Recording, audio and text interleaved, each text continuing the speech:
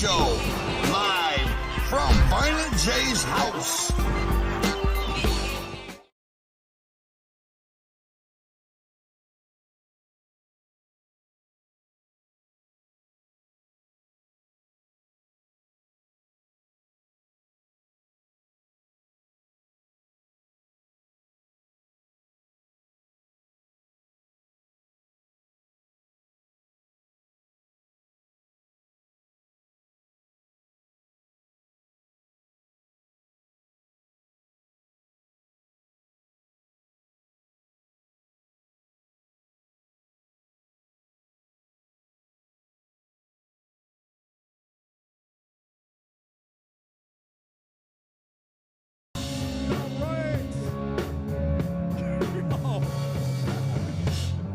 All right, y'all, welcome.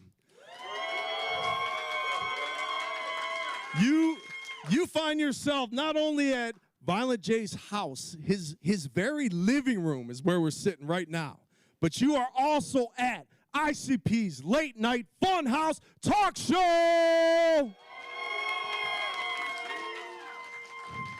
Y'all give it up to Ultra Unit. They're going to be rocking out here with us tonight. They are one of Detroit's first hip-hop rock bands. They've been rocking the scene for 30 fucking years, y'all. All right. Now, tonight, we have a plethora of guests for you to see. Some of them you haven't seen in 30 years, and others you've never seen. So, y'all, give it up for not only coming out through these doors right here, not only Manny, but the Insane Clown Posse.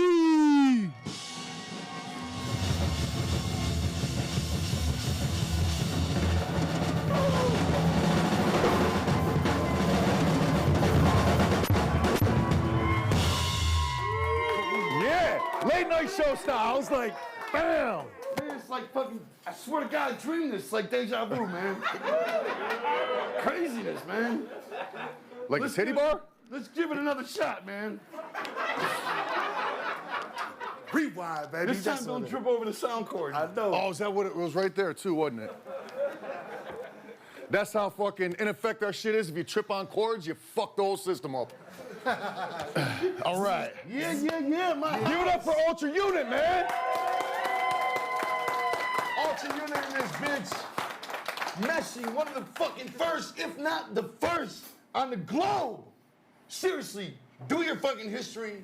You better Google these motherfuckers.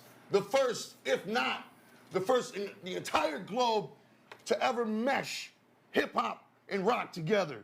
30 years these boys have been putting it down. Give it up. Boom, 30 years. That's what's up. Yeah. Man, we got an awesome, fucking dope-ass show tonight.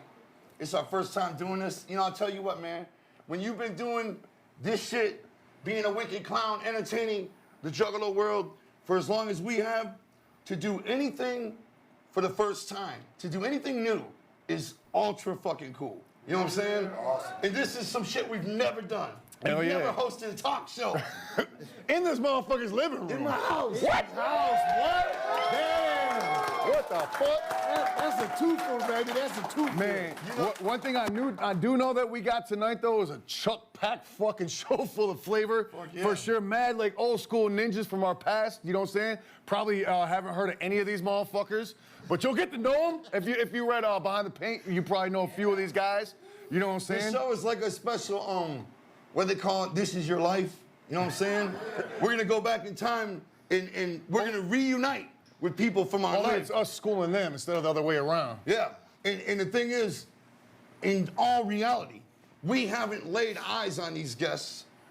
We haven't seen them or spoke to them or been in person with them in fucking crazy years. Not even before this show. We ain't even seen them yet. So They're in it's a the different first room. time we're gonna see them is when they come out here. They're in a different room. You know what I'm saying? We haven't even seen them. That's what's up. That's what I'm saying. That's how real they kept it. Yeah. That's what's He's up. like the fucking guild for Let's Make a Bargain. He looks like one of those wind-up monkeys. I feel like we're doing an infomercial and he's the host. How about that product, huh? All right.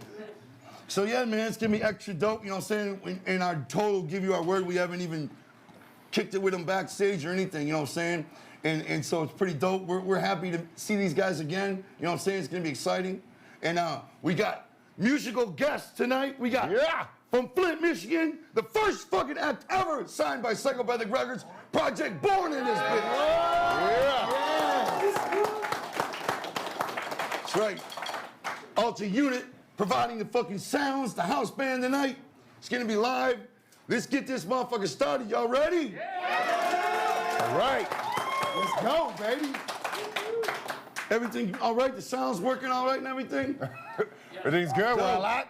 All right. Dope. Good thing there's this thing in front, too, because I'm not wearing pants or underwear.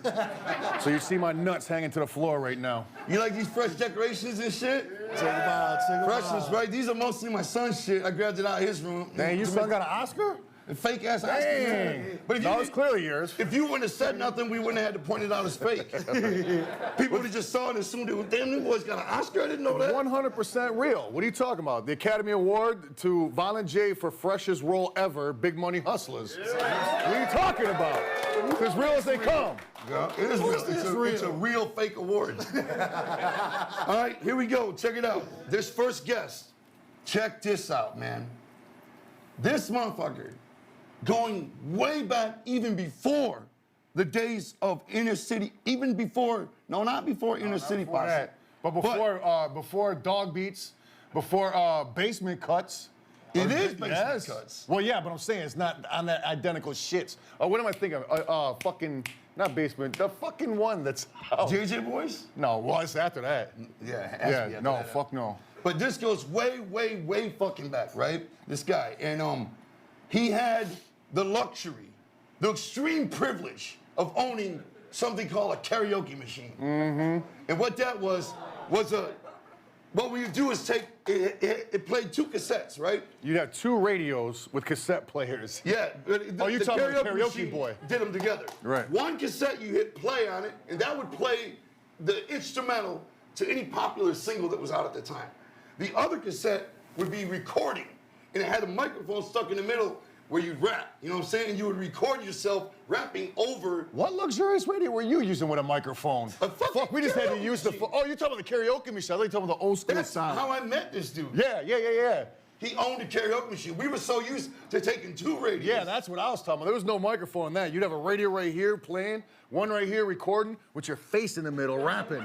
If you didn't do it in one take, you're fucked. That was the only way we could record back in the day. But this guy had all of that worked into one machine.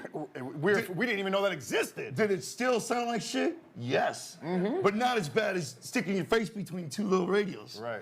So, and he used to work at a pizza shop with the 3rd member of ICP, John Kickjazz. And that's how we met him. And that's how we met. Yes. John was like, this kid works at the pizza shop. Primo's He's Pizza. nice. He's dope on the mic. And he has a karaoke machine. We were down instantly. And we'll explain the rest. This is, we haven't seen him. I haven't seen him since those days, since back before Dog Beats, that I can remember. I don't remember ever bumping into him anywhere or anything. Give it up for the one and only, my partner on the album Intelligence and Violence. Yeah. The one and only D Lyrical. Come on, give it up.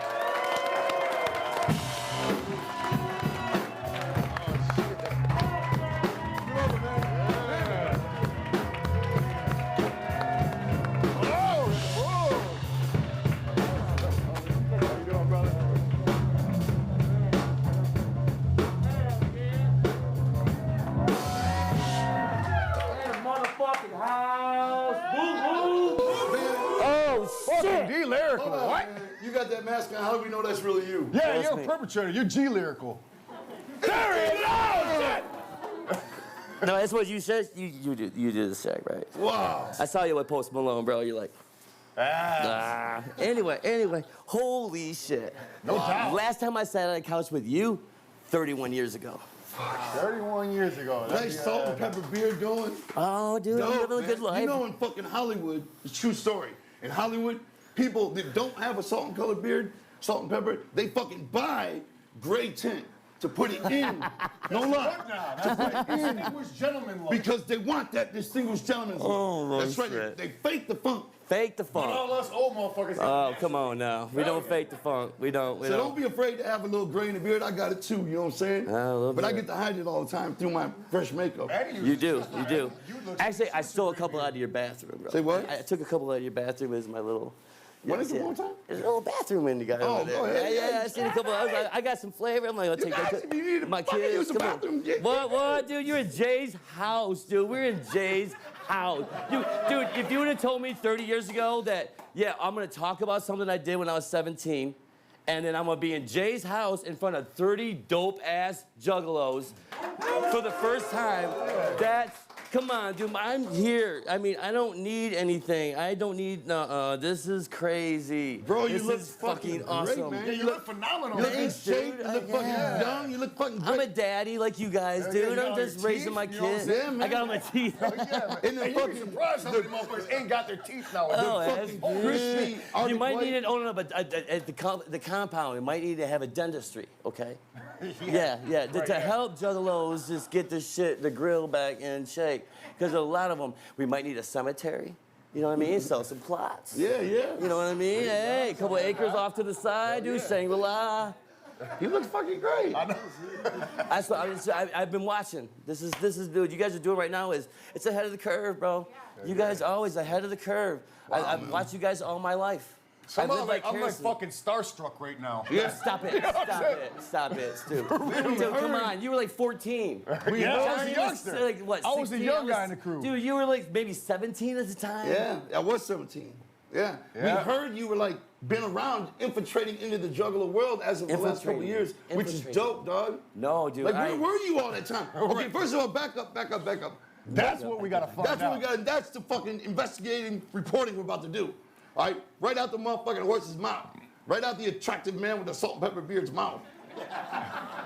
Attractive is my own speculatory word.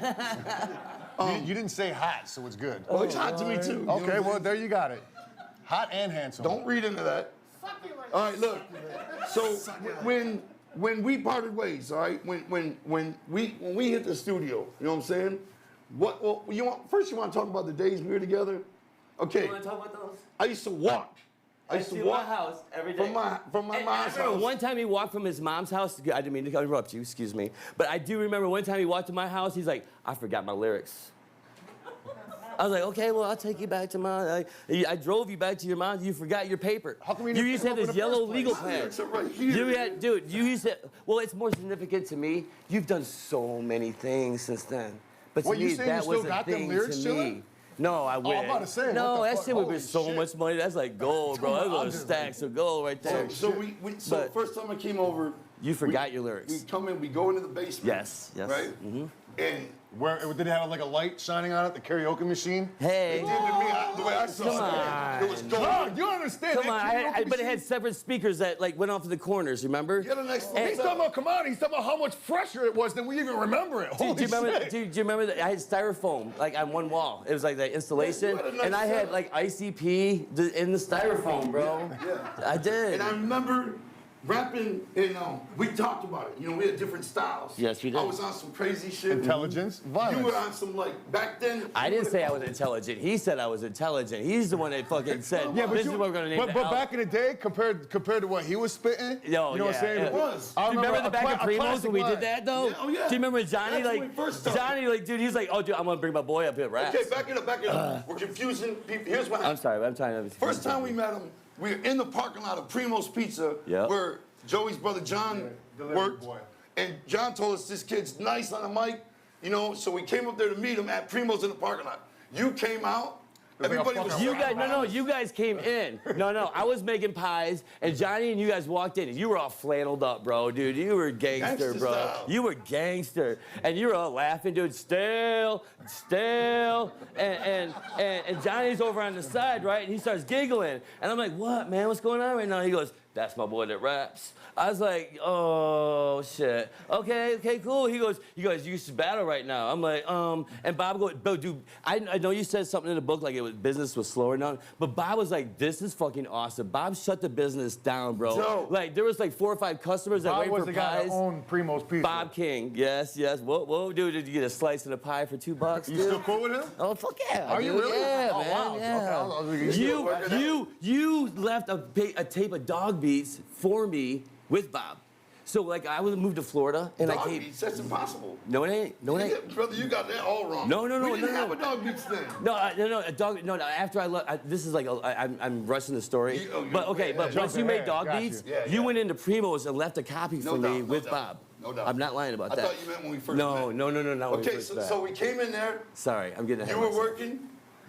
Bob shut the store down. Yes, he did. You came out. I said, we let's went go to out back. parking lot. And there was like that Pat's Barber Shop right next door, right? And we Yeah. were in between there. We made this circle. And Johnny's like, bust a rap, Dale, bust a rap, Dale. You and I went did. first. Yes, I did. Yes, And I you got did. that sweet ass voice when you rap. Who's heard D Lyrical on the mic? Oh, shit. Who's heard ICP's? Them Yeah. boys are shy at He's first. got. I always used to compare you to Awesome Dre. Oh, Yeah, big time. That low frequency voice. And you had that flow, you know what I'm saying? Like I was about to say before, it's like I remember like okay, the difference between why you were intelligent and he was violent.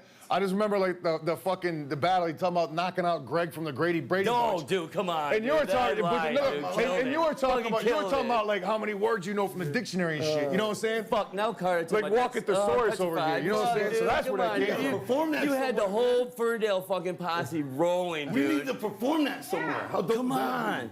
High five. High five. At the gathering, dog. Come That'd be on. the spot. So check it out. Come on, y'all. Did you hear that? That would be the Fuck spot. yeah. So check it out.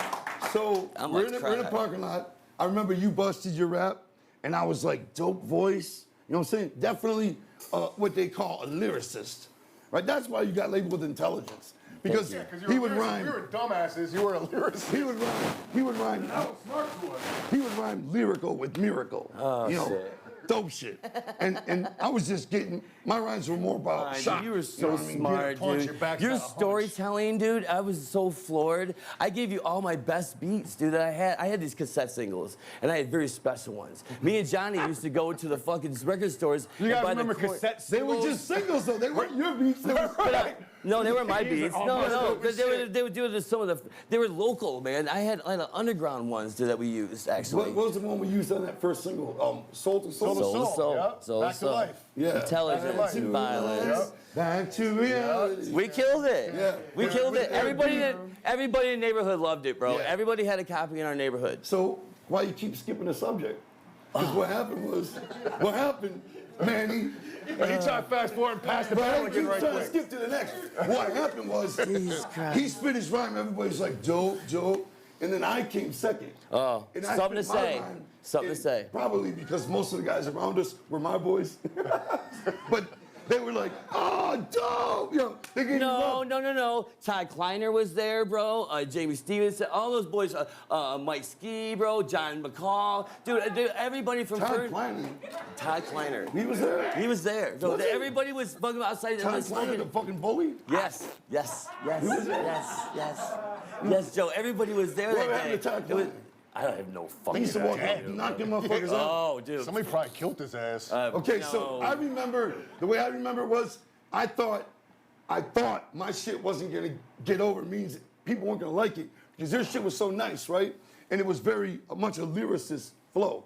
My shit was more about brutality and shock. But when I finished it, everybody gave me love, and I remember feeling super good about it because I didn't expect it.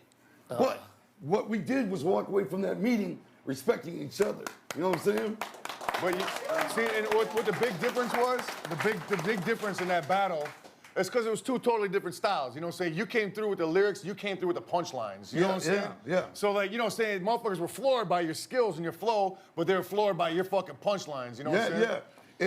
And the difference was your style had people like, whoa, you know, my style What? What had you people saying right laughing now? out loud That's because it was crazy. jokes. And I think that's why I felt so good, because there was a verbal reaction to my shit. And I was like, yeah.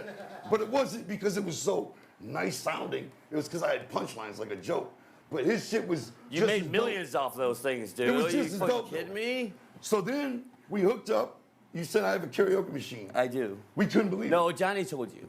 Yeah. And then you called me at Primo's. You didn't call me at home. You called me at Primo's. Right. And you said, hey, man, I heard you had some fresh-ass gear. I'm like, yeah. Because after the battle, I said, dude, do you want to do something together? You kind of clowned me off, bro. You kind of like put me like, oh. You were just a hard Because didn't kid. nobody believe you had a were just karaoke machine, man? That was gold. We probably thought he was so full of shit. We're like, man, you ain't got no karaoke Dude. machines. Do you guys remember when we did the whole gang thing? Like we all dressed up as Bloods and Crips. and we Oh, walked into yeah. each Colors. other's We'll house. talk about that in a minute. We Oh, used to play sorry, Colors. sorry. That's a sweet game, by the way. But here's It what is a happened. fun game. Yeah, dude. It's All right, great. let's talk about Colors right Yeah, quick. it Okay. actually derived from a game that Jump Steady taught us, that Assassin's game, where you team up and you assassinate each other. So that's Check it out. where the basis of it derived from was that. Here's what happens. Let's say you guys might dig this too. You might end up fucking, who knows? You might be end up 45 years playing. old right now wanting to play this motherfucker. Check this out. When you play Assassins, here's what happens. Cops can't come into play though. You get 10 people together, right? Everybody puts their name and their address on a piece of paper. You put all That's a all good 10 memory. I don't remember into that. a hat. You put all 10 into a hat, and everybody draws a name. Nobody reveals who they picked, right? Over the next week, you have 7 days to kill that motherfucker whose name, and somebody is trying to kill you. Yo, and we would take this game so motherfucking serious. So I got seriously, ran up bro. on in school. Here's you know, how you do it. motherfucker didn't even go to my school, whatever. Here's how you kill anybody. Here's how you kill somebody. If you shoot them, you need a cap gun. Yeah, It has not to a real make gun. noise. Yeah. You need that. Your gun ain't loaded if you don't have a cap gun. All right. You can set up a piece of string outside of their front door. If they walk and trip over the string, they ignited a bomb. If you put toilet paper all the way around their house, you successfully set it on fire. You know what I mean? You have a week. You have a week to kill that motherfucker, and somebody's trying to kill you. Ain't that dope? Now, the way you play Colors is same 10 people, right? 5 people are Bloods, 5 people are Crips. It's a war. Same rules apply. You kill them with a cap gun, all kinds of shit. Oh, man, a lot of fun. No, I was downstairs sleeping in my basement, bro. And John, dude, the lights, remember my basement, dude? It had that bar area, like off to the backside. Yeah. Thank you so much. Yeah. So,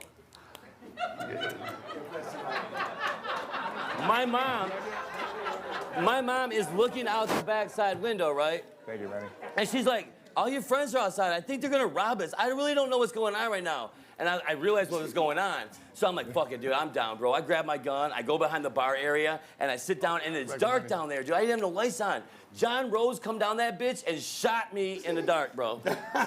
And then I walked upstairs, and you go, fuck it, bro. I go, no, I shot you, you shot me. I was like, no, and you looked at me and go, fuck it, bro, you're dead, bro. And you guys got in the car, and you fucking drove off. That's the truth. Man, the police got involved several Yo, oh times. my God, that one Several time, yes, yeah. yes. We all Because hide behind everybody those be trees. outside dressed as a bunch of gang members, fucking With cat holding guns. guns, you know what I'm saying? So Yeah, be we didn't careful think if that you one play. through too much. So check it out. I remember one of the first times I was over there, and this happened a couple times. You'd spit your verse or whatever, it'd be dope. I'd spit my verse, and your mom would be like, Dale, what the fuck is all that cussing about? Your Quit mom that would yell, His I'd be shit like, was squeaky fucking clean. She's like, quit that cussing. I was like, oh, Mom, just come on, man. And she served you dinner a couple times, bro. Did You ate dinner with us downstairs. Well, me and you had a plate downstairs, but dude, we worked hard on something, dude. We were two young fucking kids just having fun. It wasn't about money. It wasn't about who we were It gonna sure give as it to. fuck wasn't about money, man, back then. Yeah, but- I'm not talking about getting it, but we weren't even thinking about it. No, I we agree weren't. with I you. even asked you to rap on it, bro, and you Yeah. said no at the time, bro. I remember Yeah. that you were John Rhodes, your brother. No, because that was back before I even was like rapping. I was No. DJing and I was somehow. I'm too dope and I like to say. I was a fucking backup dancer. Ah. I don't know how to dance. No, you. Check it out. It was, check it out. It He was, used to claim he was a dancer. You gotta He understand, used hold to. on, hold on. No, You gotta understand, like back in back in the late '80s, every fucking rap group had like 2 dancers in the back doing Yeah. Sweet Mood. Skip- Gangster rappers had 2 fucking Scrap- dancers. Like you their know what names I'm would be like Scrap and Scoop. Right, they match and shit. So my name was Too Dope. His name was Too Much. It was Too It was Much. too much and too dope. The dancer. Johnny Usler was too much, not No, me. John I wasn't. Klein was. John Klein was too much. Oh, he was shit. too Okay, dope. okay. Check it out though. Okay, you're right. It wasn't about any of that. But we still were holding on to the dream we wanted to be wrestlers. Yeah. Yes. You know, Yes. and not want to be, we were going to be wrestlers. Were you like Corporal Daniels or something? Yeah, that was my wrestling name, but not at the time. Yes, it was. Yes, it was. Yeah, it was around that. I was yeah. Corporal Around that Yeah, time, yeah, right? my bad. You went to Flint for a minute. or But something. when we hit the studio, for real, the real studio, Miller Mitty Productions. Oh, yeah, with there Chuck. was 4 of us that walked in the door. That was the day That was ICP amazing, yes. as a rap group seriously began. Okay. There was 4 of us. Okay, It I hear was, what you're it was saying right now. Me and Joey, Johnny. Joey's brother John, Yep. and John Rhodes. Rhodes. Yep. Okay. And there was 4 of us, 2 Joes and 2 Johns. All right. And that was a day. It wasn't a game. That was a day. It wasn't just fun. It was Right. for real. That's when we took it serious as But fuck. when we were inner city posse in my basement. Don't tell me we weren't. Oh, We were, 100%, yeah. But it was also a gang. We were a gang. We weren't a rap group. Yeah, we were both. But me and you were Yeah. We were You're ruthless. a beautiful guy, dude. You've done beautiful things. I You're really ruthless, appreciate though. everything you guys have done. I try to respect the family as much as I can. I'm I've kinda made hot, so too. many. So come on, what after that though? After we rapped together, such a- what that's a happened? good Tell us about your Okay, life. I went to school. Engineering's always been my thing. What is I- your thing? I specialize in reverse engineering. What the fuck is that? That's when they guard fucking UFOs and fucking. No, I drive trains backwards. Reverse engineering. Yeah, that's like that's what. Hold on. Take apart UFOs and Where's figure out how Rob? it Where's works. Rob? Where's Rob? That's what fucking what's the name? That's what they do. Listen, we own we America. You don't know this, but America has UFOs in our shit, fucking yeah. facilities. Oh, shit, And yeah. they This hire, motherfucker is building them. they hire scientists like him to do reverse engineering. That's when you figure out how that shit works. I work. Like, I You work. take a excuse finished me. product and you bust it down. But yeah, and figure I out work how- in Polyworks, and what I do is I What is scan that? and scan things, and I make 3-dimensional models out of what I scan. So if you have something that you've never, that doesn't have a blueprint, so I make something out of it that makes a blueprint. Then I take a billet of metal and I make it out of metal or whatever fiber it is. So you dude, make the it's- tool and die shits and all Little that. bit, yeah, baby. So Yeah, you went baby. to school for that? Yeah. All man. fresh. Yeah, That's yeah, fucking yeah. nice. Man, that's something In you gotta Chicago. go to school In for. Chicago. I moved to Chicago, bro. I left that's dope. Detroit Hell like yeah. right away, man. Yeah, and I had 2 kids in Chicago. My daughter breakdances, bro. Nice. Dude, she was in New York City at the Brick House, and guess who the judges were? The guys Crazy from. legs. Did I get it? Did I get it, motherfucker? Woo! I fucked this whole story. No, I'm sorry. That's okay. No. It was the guys from Electric Boogaloo and B Street. You remember the breakdancers and that? They were the judges. And my daughter was 10 years. Electric Boogaloo with the broom. Oh, that's Yeah, Turbo Ozone. Yeah. Ozone were judges? Yeah. No, I didn't say that, dude. No, I did not say that. You said that. I said the guys that were the breakers, the real breakers that were in those they were in the movies, background. were the exactly. We're the judges. It's not like Ozone Turbo or some huge star or something. Right. Well, to me they were. I mean, I watched them in the theater. Yeah, you talking about like, yeah, like Wild So Style and all wow. that. So you went to college and you ended up doing that. Yeah. How long did you do that? I've been, to go to college? doing it? Oh, I'm still doing it, dude. I love it. I love my job. must make I don't have a job. I have a career, bro. You make fat bank. I make it. Don't front, man. How long you been doing that? I can tell because he stuttered 1,000 times. I'm a boss. I have my own office. I have fun. I have employees. Dude, everybody, dude, nobody You knew don't that I want was to a talk part about of how much this. money he makes. You're right. That's how you know he's clocking. You know what I'm saying? Right, otherwise you'd be like, man, I make some bitch ass $4.50 an hour, some bullshit, no benefits. No, it's always the when rich. you ain't making no money, you tell everybody how much money you It's make. always the rich people who I don't have want to talk about how kids. much money they got. I just spent $5,000 on my daughter's braces like 3 weeks ago. What the, dude, 5 large, bro. You're just like Join the club, man. But when your Suck daughter ass. needs something like that, it don't matter if you got the money or Oh, not. You'll yeah, get you- it. you get it. I know You because get I've been broke plenty of times, and I'm like pulling your strap out. I need this money. Gotta do what I gotta do. If it's for the kids, you know what I'm saying? You do fucking anything. You know what I'm saying? But yo, so you've been doing that all That's this. dope. That is dope. Baseball dude, Furies, right? man. That is so dope. So Sorry. yeah. So wow, you've been reverse engineering. What made you? When did you decide to get back involved in the juggle world? Because you weren't. Did there I a long decide? time. I didn't decide. You brought me back. How You bad- did a COC show and you released 500 copies of Intelligence and Violence. Yeah. Oh, And yeah. with the internet the way it is, people figure out how to find out who you Was are. that when the Carnival Carnage show? That's when it was right when you're fucking when you guys were marching, bro. It's like this this whirlwind, this like tidal wave came into my life, okay? And I've been riding this fucking wave about 3 years now. I am a part of this family, bro. No doubt. Hell yeah. And my wave, I thought it was No, you're diminishing. OG. And You're then also, you bring me OG, here right now, and it's man. like, okay, it's back up again. I'm like, but take a sip. You're one of the fucking seeds. Yeah, OG that as grew into fuck, the man. jungle, Hey, bro. stop it. So you gonna get me on something? Yeah, it's dope though, man. So Some of that yum that yum. was You get me on some of that yum yum? You gonna get me on some of that yum? it. So Carnival Carnage show. That was Yes. what, around the time Yes. you came in. Yeah. And then what was your first experience like? Your gorilla fucking video shoot in Columbus at the Newport with fucking Ouija Mac. Oh, and, yeah. Oh, dude, I was front row the whole Cypher, fucking for time. Okay. I bought my own CD there, bro. That's fucking cool. What was it the family? What's it called? This Juggalo Family Cipher. Yeah. You know what I'm talking about? It was We're a in the gorilla shoot show. cage. You know what though? We're gonna get back to that just 1 second. I'm being signaled we need to take a break right quick. Oh I no, gotta Just pee. a couple minutes. no, we're not gonna get back to it. That's a wrap on D Lyrical. Oh, we gotta go pee anyhow. So wait, Anyway, just right, hold on. PP. Wow, that was No, fast. yeah. That's what you call it. Well, Holy before shit, you leave, that was before you fast. leave. Well, we got guests. You know, Yeah. Before you leave though, bro. So you've been back ever since. Yes. Right. And Yes. you've been doing appearances on people's records. Yes. You've been doing interviews. Wicked Wood, whoop whoop. Yeah. Wait, is that your latest one? Oh yeah. I Dope, did dope. a collab with them guys, and Shout out to them. Love Yeah. that they brought me to Philly to do shows. They brought me to North Carolina to do shows. And I've you've been done having all shows. kinds of experiences. Yes. I have. I love this world. Your current flow. current flow. Your new shit. Is New it shit. old school style? What is it like?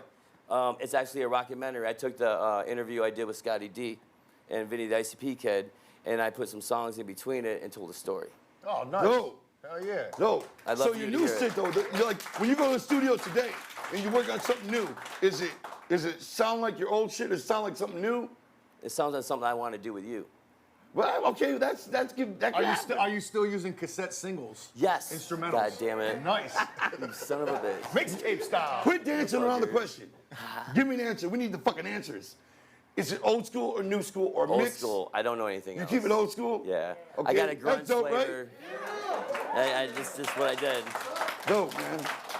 Well, you know what, man? D Lyrical, what the fuck, Dale, man? What You the look fuck, fucking man? great. You sound You do great. too, bro. Hell yeah, bro. Congratulations on everything, Doc. seem like a Congratulations. You want to Nice make a life, song brother. with us? Dog, we're fucking nothing to it but to do it, man. Fuck yeah, We dude. got to, man. All right, we got man. too much history, bro. much Let me get out of here. Much love, man. Come on, give me some Give it more. up for D Lyrical.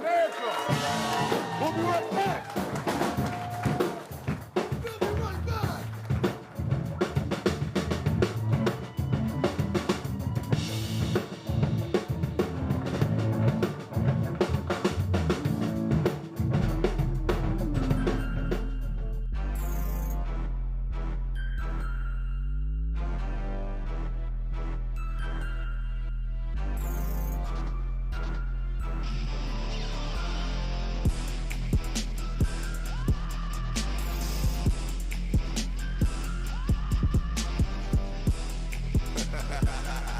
That's what I'm talking about.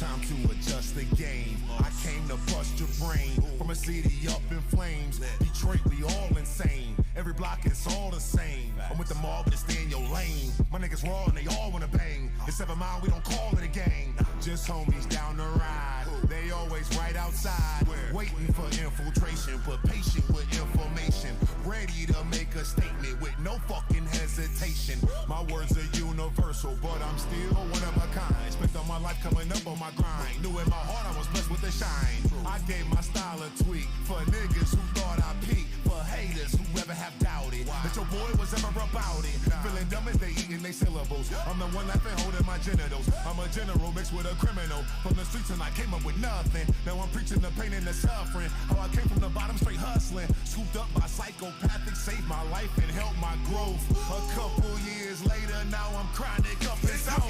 Now I'm gone, now I'm gone, now I'm gone, now I'm gone, now I'm gone, now I'm gone, now I'm gone. Bitch, I'm gone. Now I'm gone, now I'm gone, now I'm gone, now I'm gone, now I'm gone, now I'm gone, now I'm gone. Bitch, I'm gone. Now I'm gone, now I'm gone, now I'm gone, now I'm gone, now I'm gone, now I'm gone, now I'm gone. Bitch, I'm gone. I'm gone.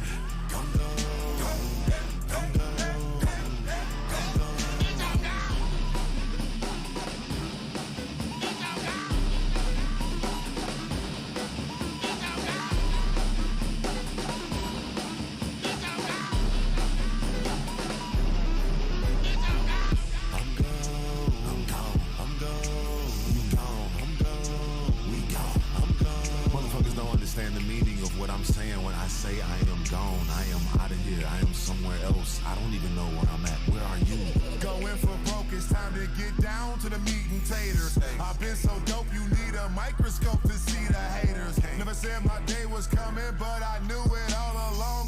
niggas say I wouldn't be shit, but I guess I proved them wrong. I'm on another level, on a different astral plane. Bitch, I'm so raw, you can shoot me straight into your vein. Underground outlaw, Pop Bun B. I'm a trail OG, all eyes on me, but don't bet I won't dead eye. Any motherfucker think a nigga come against the last Jedi. The moment I flip it, momentum get wicked. The venom I spit it, they want it, I kick it with steel toes on these bitch assholes, and they still froze when they see me coming. I done passed you twice, and I ain't even started running. Fuck it, I'ma do what I gotta and hold this. Elevate the game and trust me, I'm focused. I will never stop. I hope you know that. I'm gone. Now I'm gone. Now I'm gone. Now I'm gone. Now I'm gone. Now I'm gone. Now I'm gone. Now I'm gone. Bitch, I'm gone. Now I'm gone. Now I'm gone. Now I'm gone. Now I'm gone. Now I'm gone. Now I'm gone. Now I'm gone. Bitch, I'm gone. Now I'm gone. Now I'm gone. Now I'm gone. Now I'm gone. Now I'm gone.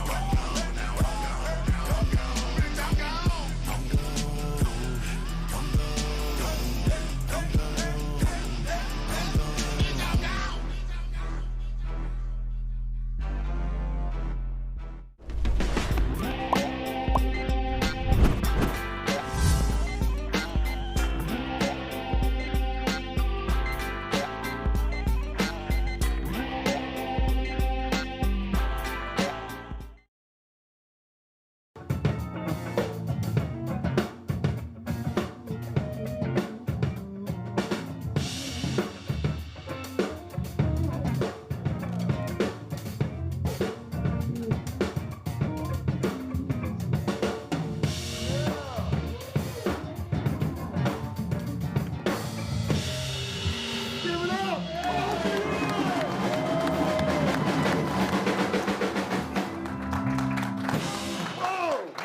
Spin on the fucking drumsticks. He threw it up and caught it.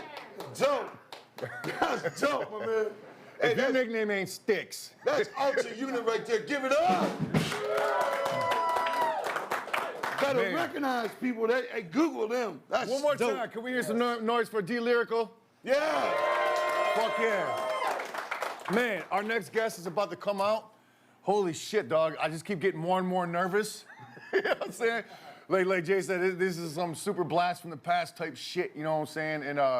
And this guy that's about to be coming out, man, he definitely is like a fucking staple, if you will, of ICP's history, you know what I'm saying? Without this man, there really is no ICP as you know it today. If we would have went somewhere else, we'd have sounded different, whatever the fuck. You know Yeah, what I'm we saying? definitely would have sounded different.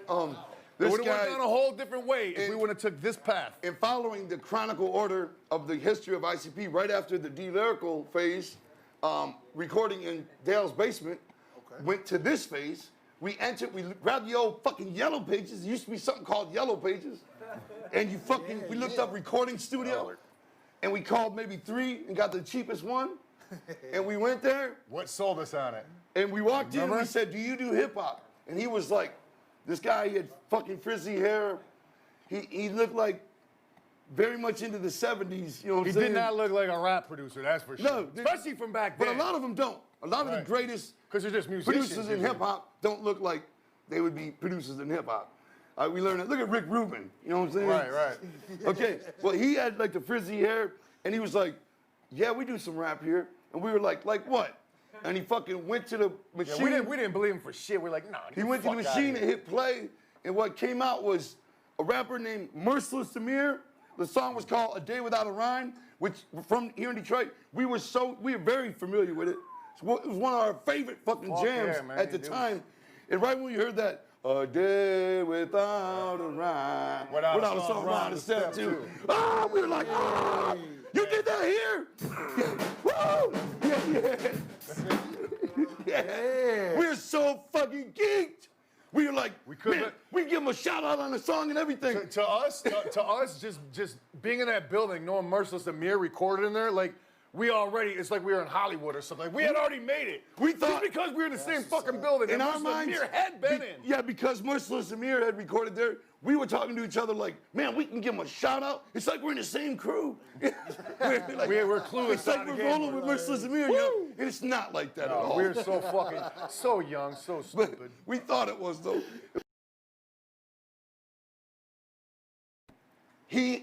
Our first had no idea how to do anything, and this guy was the one who owned the studio, and he engineered the music produced the music. Wow. All right? His name is Chuck Miller. Where is Oh my God! Yes! Holy shit! Chuck motherfucking Miller! Woo! Wow. Well, how are you?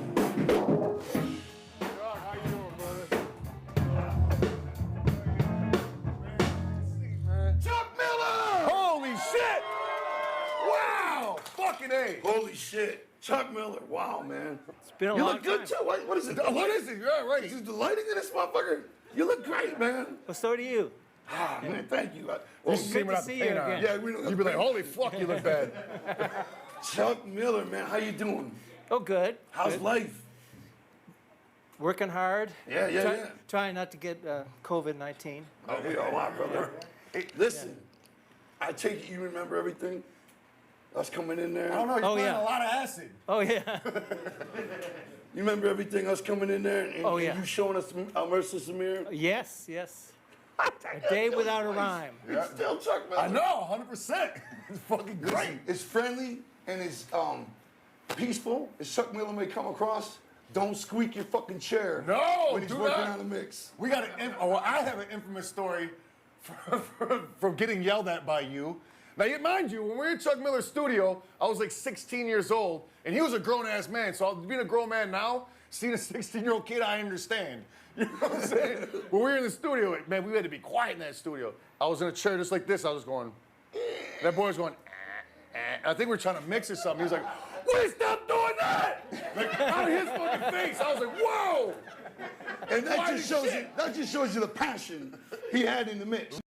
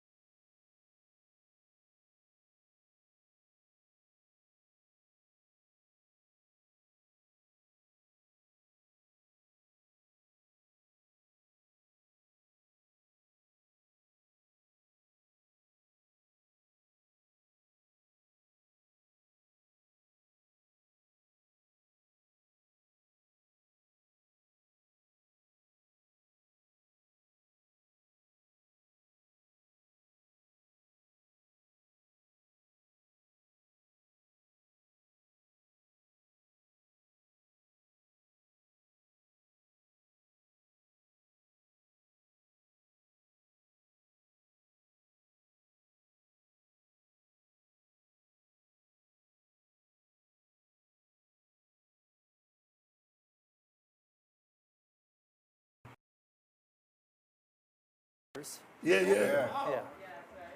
And What was the name of your other band?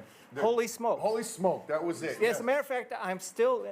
We put Holy Smoke together for the third time in 2011. Oh, wow. So, I remember, and I hope I don't get you in trouble for this story, Chuck Miller. But I'm sorry, I gotta call you by your full title. yeah, you can't Miller. be Chuck or Miller. It's Chuck Miller. Chuck Miller. Yeah. You're just Chuck Miller in our brain forever. Right.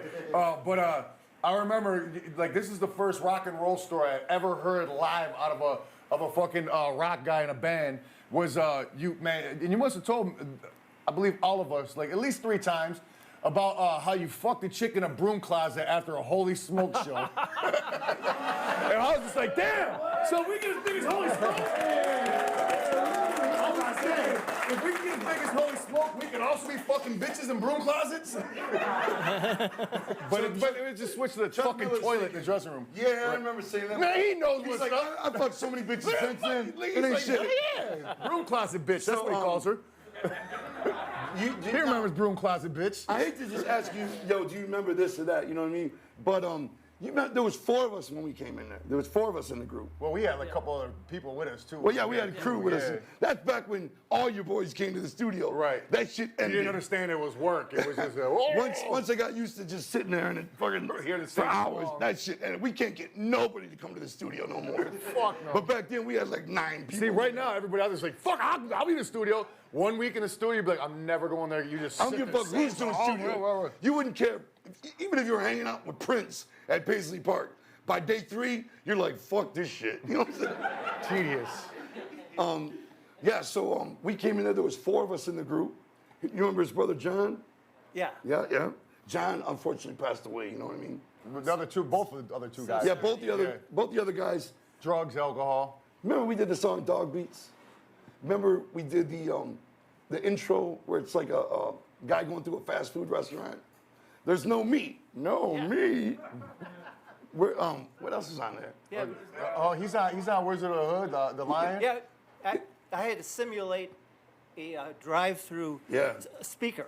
Yeah, you had to create the. Yeah. And the best part about Miller Midi Studios was this is like, man, this is before the you just had Pro Tools with just tons of fucking sound effects and shit. Every skit we did. Pro Tools, right? Oh yeah, yeah. Every skit we did at Miller Midi Studios, we actually had to make. When we did the skit in the middle of the song Psychopathic, when everybody's chilling in the car and the cop gets shot and all that, we actually were outside in an idling car with a fucking microphone out there with a cord coming out from the studio. And we were sitting in the car just like you would be, acting it out, you know what I'm saying?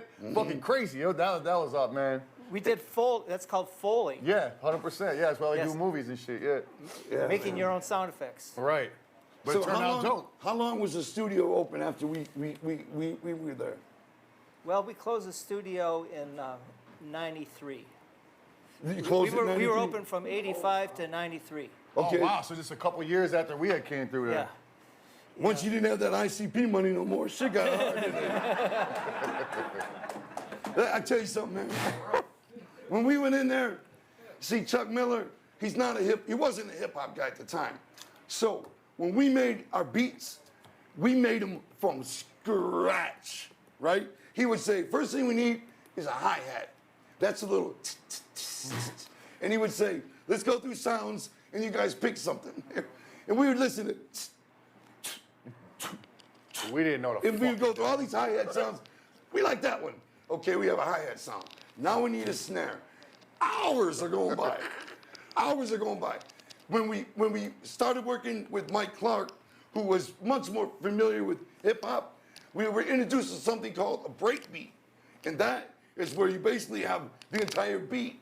You just right there on a record. You just steal it from a record. You know what I mean? You put a breakbeat record on, and it would just be like 15 different beats. Right, and then you stack on top with a break beat as You just opposed to sample making the it off from breakbeat. scratch. But we didn't know about that. And I take it you didn't know either. We learned, you know what I mean? Well, we sampled George Clinton for Yeah, We did. And we did Rod for Stewart. Dog Beats. And We Rod, did. and Rod We Stewart. did. And Rod Stewart, you remember? Yeah. The Rod Stewart sample. Yeah. Yeah, if you think I'm sexy. This man showed us so much and did such a good job of explaining it to us because we literally knew nothing. And he was involved in the hip hop world enough to get us a DJ for Dog Beats. Do you remember them? To put the cuts on Yeah. Dog Beats. What were they called? We had a dispute about what they were called. Yeah, well, it wasn't the P19. We needed somebody to put scratches on a song. This is before Shaggy. You did scratch. I did on Psychopathic around the But same we didn't time. have- we didn't have- we didn't have the equipment. Something. You know what I'm saying? Either that or we didn't have faith. I don't know what it was. It was probably a little bit of both. No, seriously, I had like a shitty realistic thing, and we had to like slow down. So it was like such a fucking headache to get with the shit that I had. Man, I had the most So bootleg fucking setup. we needed somebody So to we had do cuts. a professional DJ. I should We say. went to the all-knowing Chuck Miller and said, Yeah. who do you know that can provide cuts? And he brought in this rap group to do the cuts, and they're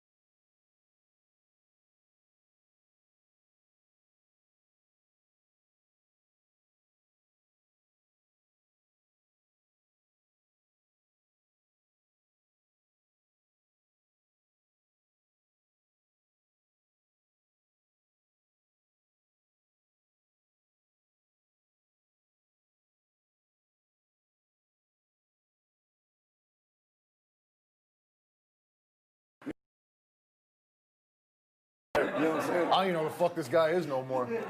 We've He's been on the changed. road in fucking He's changed. a long time. Just walking from here to my bedroom, I'm winded. I'm so out of shape. We ain't been on the road in forever, man. It's like everybody's. I going can't crazy, remember. man. I can't remember when. Any time in our career has been this long since we fucking been on the road and did a show. But you know what the good Fucking thing is insane. for It's us? crazy. Is we would have never, ever volunteered to take a year off. We'd have never done that. So Fuck being no. forced to do it is not a bad thing. You know what I'm saying? Yeah. Like we can use that time to recharge all our shit and everything. But even home, we just the other day we announced everything we're doing. So we've been working, just not touring. You know? Right, yeah.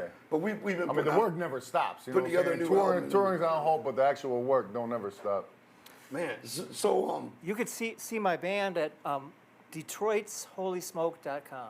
okay, Detroit. Detroit's D-E-T-R-O-I-T-S, HolySmoke.com. Okay. Detroit. no apostrophe, just I'm gonna Detroit, no pretend like there's a apostrophe. graphic right here, and I know there's Right. not. Detroit. Detroit, as you see right here, Detroit's with an S. Detroit's HolySmoke.com. Is there any kind of that's fucking special hard. spelling to Holy Smoke? No, just HOLYSMOKE.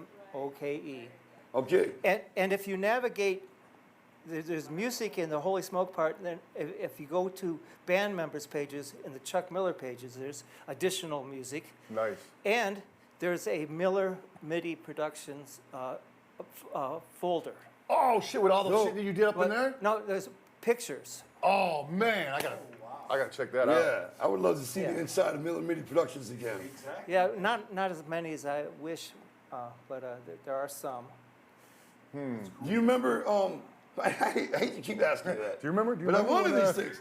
Do you remember? I had a girlfriend at the time. Her name was Karen, and she used to bring pizzas and sit them in the There's a back of the Hungry studio. Howie's right next Oh, door. yeah. We'd come in there. You'd say, "You guys got food in the back," and we'd smell that delicious cheese pizza. Oh, you and that man. If you even try eating one breadstick in the actual studio, no, you had to eat outside or in the back room.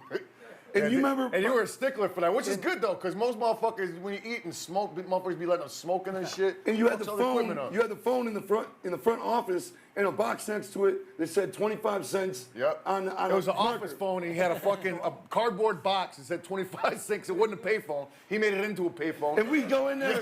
We'd go in there and grab a quarter out of the box and then drop it in the box. Ching. We got you, Chuck. Or we just shake it. We just be like, you see Chuck over there working, we like, All good. And you guys we be like calling long distance. you guys like Cajun crust. Oh Yeah, yeah, yeah. see, remember we got the Cajun Howie bread all the time. Yeah. Oh, you remember that? Yeah. Oh, Cajun, definitely. Yeah. And I still of get course- that shit. Of course, Fago. Yeah, oh yeah, Fago. Yeah.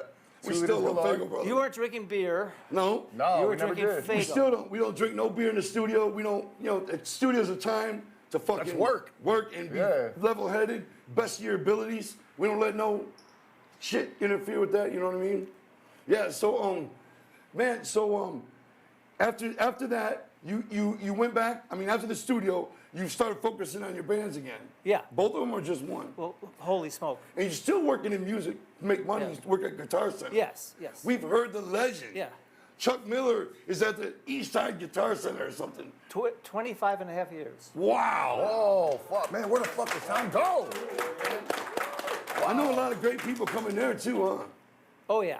That's dope. And we always heard, you know, from mutual friends and everything, Chuck Miller sends his love. Chuck Miller says, hey, he loves you guys and everything. We always knew that there was great admiration for each other. You know what I mean? And that's great. And I would man. just like to say thank you so much just for even considering being here, let alone being here. You know what I'm Yeah. saying? Oh, it's, Because you didn't have to, man. You could have been like, man, fuck those guys. I feel honored to come here. It's also great that you said we were your favorite band to come in Yeah. the studio. Yeah. That's great, man. I always wondered, like, what you thought of us, you know? Like, you know, now that it's having said done, I've always wondered what your Well, I opinion knew you guys were going to be big. You did? And We were driven, man. yeah. So this one time, it was all four of us in the booth at once, and we were trying to do a chat. It's on it's on Ghetto Zone. Okay, It's on Ghetto Zone, where it's like Von J. Silverhead, Ghetto Street, you know, point one fucking hitting point. ICP coming south of Detroit. That ICP, there was four of us in the booth. It's only four voices on there, and he made us do it like probably at least 50 times, because him and his boy thought it was funny because ICP like on the floor. and they just thought it was the funniest shit ever. So we're in there for like a half hour on our fucking dime. ICP, ICP, and they're in there fucking laughing at us. You know what I'm saying? Chuck Miller, you clown. One of my favorite memories working with you guys, we got a whole lot of people in the booth, including myself. Yep. I had my assistant engineering, and we were chanting, "Bitch, use a hoe." Hoe, use a bitch. I forgot about it. Yeah, we had every employee. Everybody knows that you need a funky, funky bitch. That's great, man. Who would have known? That was Redneck Hoe, right? Yeah. We actually did a newer version of it. Like this was fucking mad years ago, but Who'd have known? can't fuck with that OG boy. Who'd have known, Chuck, man, those songs, they're iconic in the Juggalo world. You know what I'm saying? Like, these people, they All the fucking shit love we that did. shit, man. You know what I'm saying? It's so... And I'm gonna go as far as saying, and I don't think I'm speculating on this. I'm pretty sure everybody sitting in this chair right now knows all about Miller Mitty and Chuck Miller. You know what I'm saying? I mean, that's, correct or no? That's our history, you know? Fuck yeah. At home, brother. Word up, that too. Yeah, man. There's a ton of people tuning in, man. And for them to put eyes on Chuck Miller, we had to call you in the book Snake Chiller Chuck Miller. My bad. You know what I'm saying? He's like, what book? We called you that. We called you that because it was a joke. You know what I'm saying? Don't kick my ass. You know what I'm saying? Drag you outside by your neck. But it's like a nickname we gave you. You know what I mean?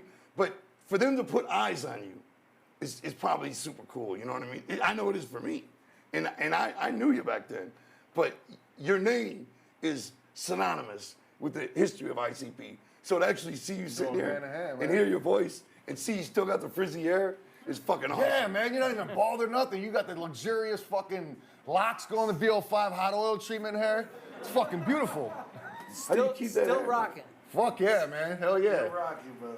That's dope. And now everybody knows where they can go and listen to your music, your current music. You know Yeah, what I I'm mean? geeked Your about that. recent music. That's great, man. How do you describe the music you guys do in Holy Smoke? 70s style rock and blues. No shit. Two lead guitar players, bass and drums, and we all sing lead vocals. 70s style. Who'd have thunk it? Go figure, right? And there's a recording in the Chuck Miller pages that I did at Miller Mitty called "A New World Order." I remember that. Yeah. Yeah. That was like Yeah, a big wow. fucking whatever hit was. That was the one that was your fucking.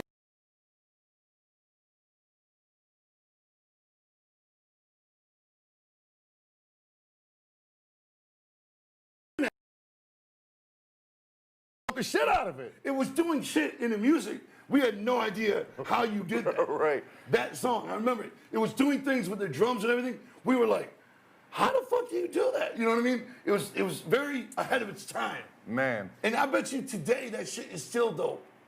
I'm sure it probably stands up to the test of time. Because you it know? was so ahead of Right, its yeah, time. you know what I mean? yeah. A collaboration that I did with a client and my assistant engineer had George Bush saying 1,000 points of light. And that was used as bumper music during the Iraq War. Oh, yeah. Shit, damn. So, man, you Really? really effect like that. Yeah, we got a letter from George Bush's attorney telling us to cease and desist.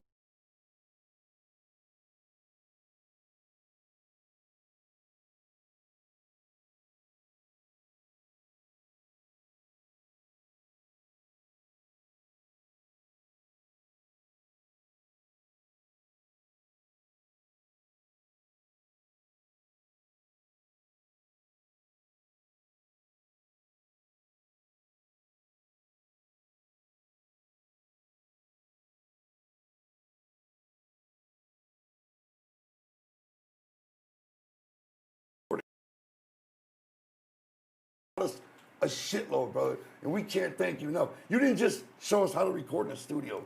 You taught us the industry. You taught us what a record label is, what a record label does, you know. And I don't even know if you're familiar or aware of how much you taught us. But you taking the extra time to teach us that and to give a fuck, you know what I'm saying, means a lot to us, you know what I'm saying? You could have just been like, oh, you need to know what you need to know for this moment, and that's it. I don't care who the fuck you guys, you know. But you went out of your, above your whatever and our time and taught us everything. Yeah. We thank you, man. Super, thank you. And that being said, we're gonna take another quick break, very fast one. And Hold on. What? Is there any last thing you want to give a shout out to or anything? Is there anything you want to plug or anything? Besides the website? Holy smoke. Guitar Center. There you go. Oh, he's looking for that raise. What's Guitar Center? I'm at the Guitar Center in Roseville. In Roseville, Michigan. Yes. Dope. Masonic and Gratian. Come on into the Guitar Center in Roseville, Michigan. As for Chuck Miller, get 50% off. Oh, nice. Well, Chuck, thank you for coming on the show. We love you, brother. And we'll keep open communications because wouldn't that be cool to hear a brand new song in 2020 produced by Chuck Miller? Are you available? Can we bring you to our studio? Well, possibly. If you meet my price. He's like, motherfucker, I know you got money. All right, give it up for Chuck Miller. We'll be right back.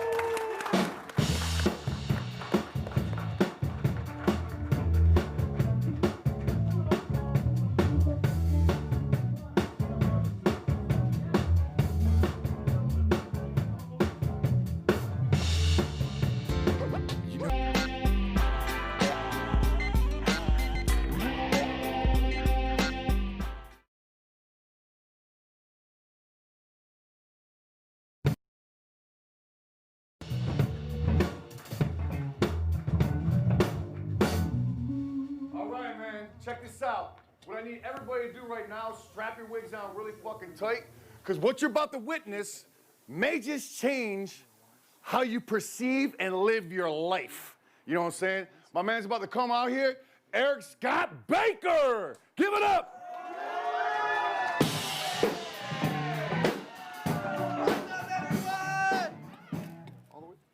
Juggalos and juggalettes and people watching all around the world. Can I get a whoop whoop? I'm here to show you some weird and dangerous circus acts. You want to see it? Hit it!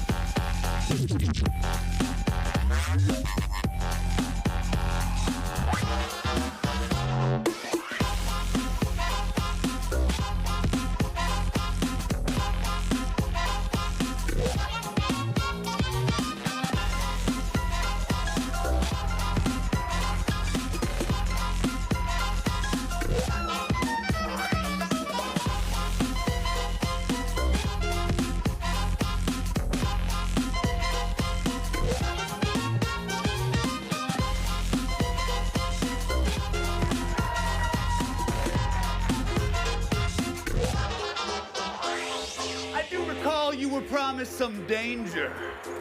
You want to see something dangerous? For your viewing pleasure, I shall juggle dangerous objects. Your old pal Baker always brings a bag of danger. That's right. Clubs. You know, some sickos kill baby seals with these things. They're freaking deadly, man. And I brought 3 of them. You want to see me juggle? You can't feel it at home, but these people are hype. Yeah!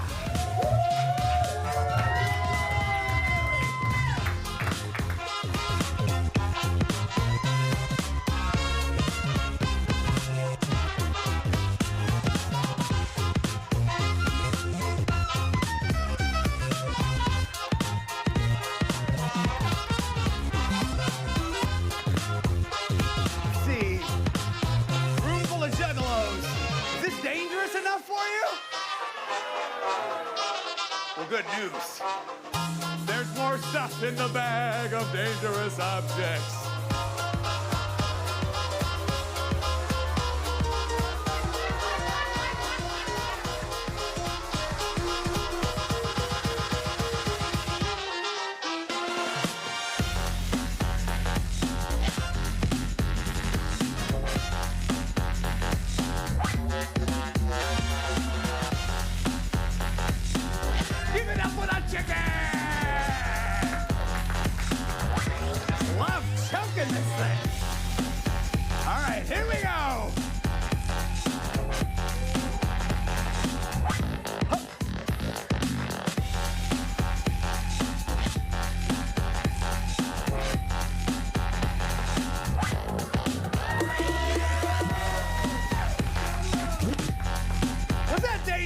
For you. All right, I gotta find something else.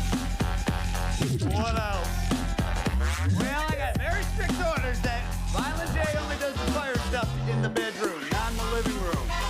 But I did bring... Oh, yeah! Oh, yeah! Oh, that was a sweet picture.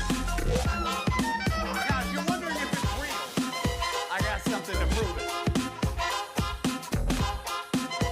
Another dangerous object. Height! Height! Height! All right, here we go. The final act. The juggling of the hatchet. It's a real hatchet, so I'm actually pretty terrified. But you see, the trick to juggling the hatchet is simple. All you gotta do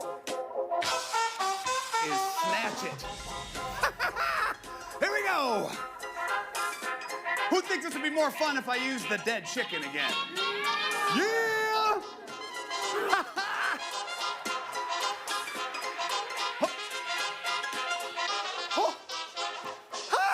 Thank you! Thank you! I'm terrified! This smile is fake!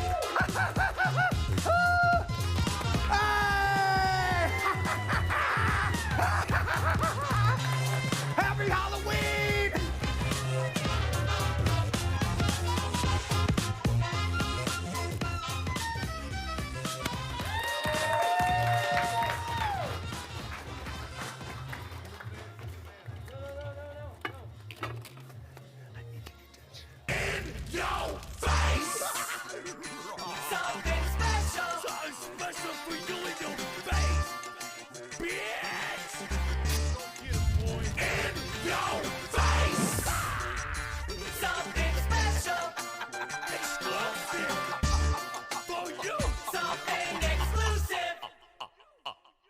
I pop out the box, swing on a spring. Big Violent J with the axe out. Trouble we bring, a juggalo thing. Wicked clown with the boom, pow, bang. In your face, through the glass as a fireworks blast. Shaggy the clown hit a murder some ass. I've been a strangler, no coast to coast. And I turn any thug into a ghost. In your face, juggalo, only when it's convenient. And no, they don't mean it. We sick of being lenient. Step your ass back before the hatchet. my toes and thumbs. Born to the carnies, gypsies and bums. I spit my raps and tongues over voodoo drums. Bitch, wicked shit this way comes in your face. For you, something special for you. We got you covered, homie. Something exclusive for you. In your face. For you, something special for you. We got you covered, homie. Something exclusive for you. We got this. I was fucking this slut up in her dirty ass. Threw the rubber out the window as we drove past. Funny thing, I ain't see you standing on the grass, and it fucking stuck to your mustache. In your face. Bang to the pow, wang to the mouth. Boom go the wicked clown southwest style. From Pluto to Uranus, we underground famous for doom. Ain't 808 bass booms in your face. I shook the hand of Satan with a cross in my palm. Burnt all the flesh.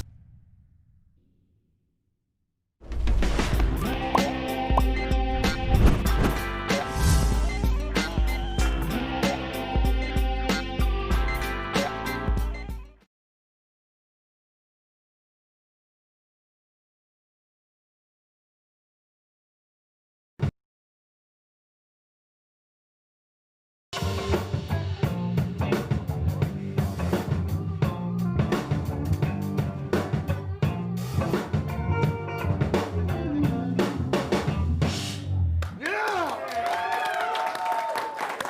Ultra Unit! The one and fucking only, not to be confused with the phonies. Ultra Unit in this bitch. All right. Well, all I gotta say is this is fucking fun. I'm having a fucking blast. This is really cool, man. It'd be dope to do this shit once a week, all the time. Man, I'm not even gonna front, man. I'm going through a series of emotions right now, man. I'm about to start crying on this bitch. Reminiscent. Fuck yeah, seeing Chuck Miller in his fucking still fresh ass wig. Man, he didn't lose one fucking hair. What happened? And then fucking D-Lyrical out here fucking murdered. What the fuck is going on? Holy we got shit. more to come, man. Right. Craziness, craziness. I say afterwards, man, we all hang out and have a fucking bonfire in the back. You guys down? Yeah. All right, this next guest is the owner, has been the owner for many, many moons of one of Detroit's only surviving record stores. But not only does this store survive, but incredibly, it thrives and kicks anus.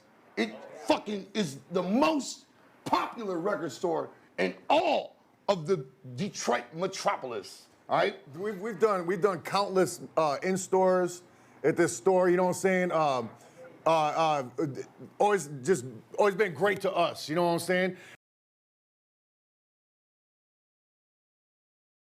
Of hot hits back in the day. Yeah, hot hits you know was what I'm on saying? the east side of Detroit. And that was like kind of like our home base because our guy Alex, you know what I'm saying, it was his family's shit. And you know this what I'm saying? store was on the west side of Detroit, on the Yeah. west side, in the suburbs, both of them in the suburbs, like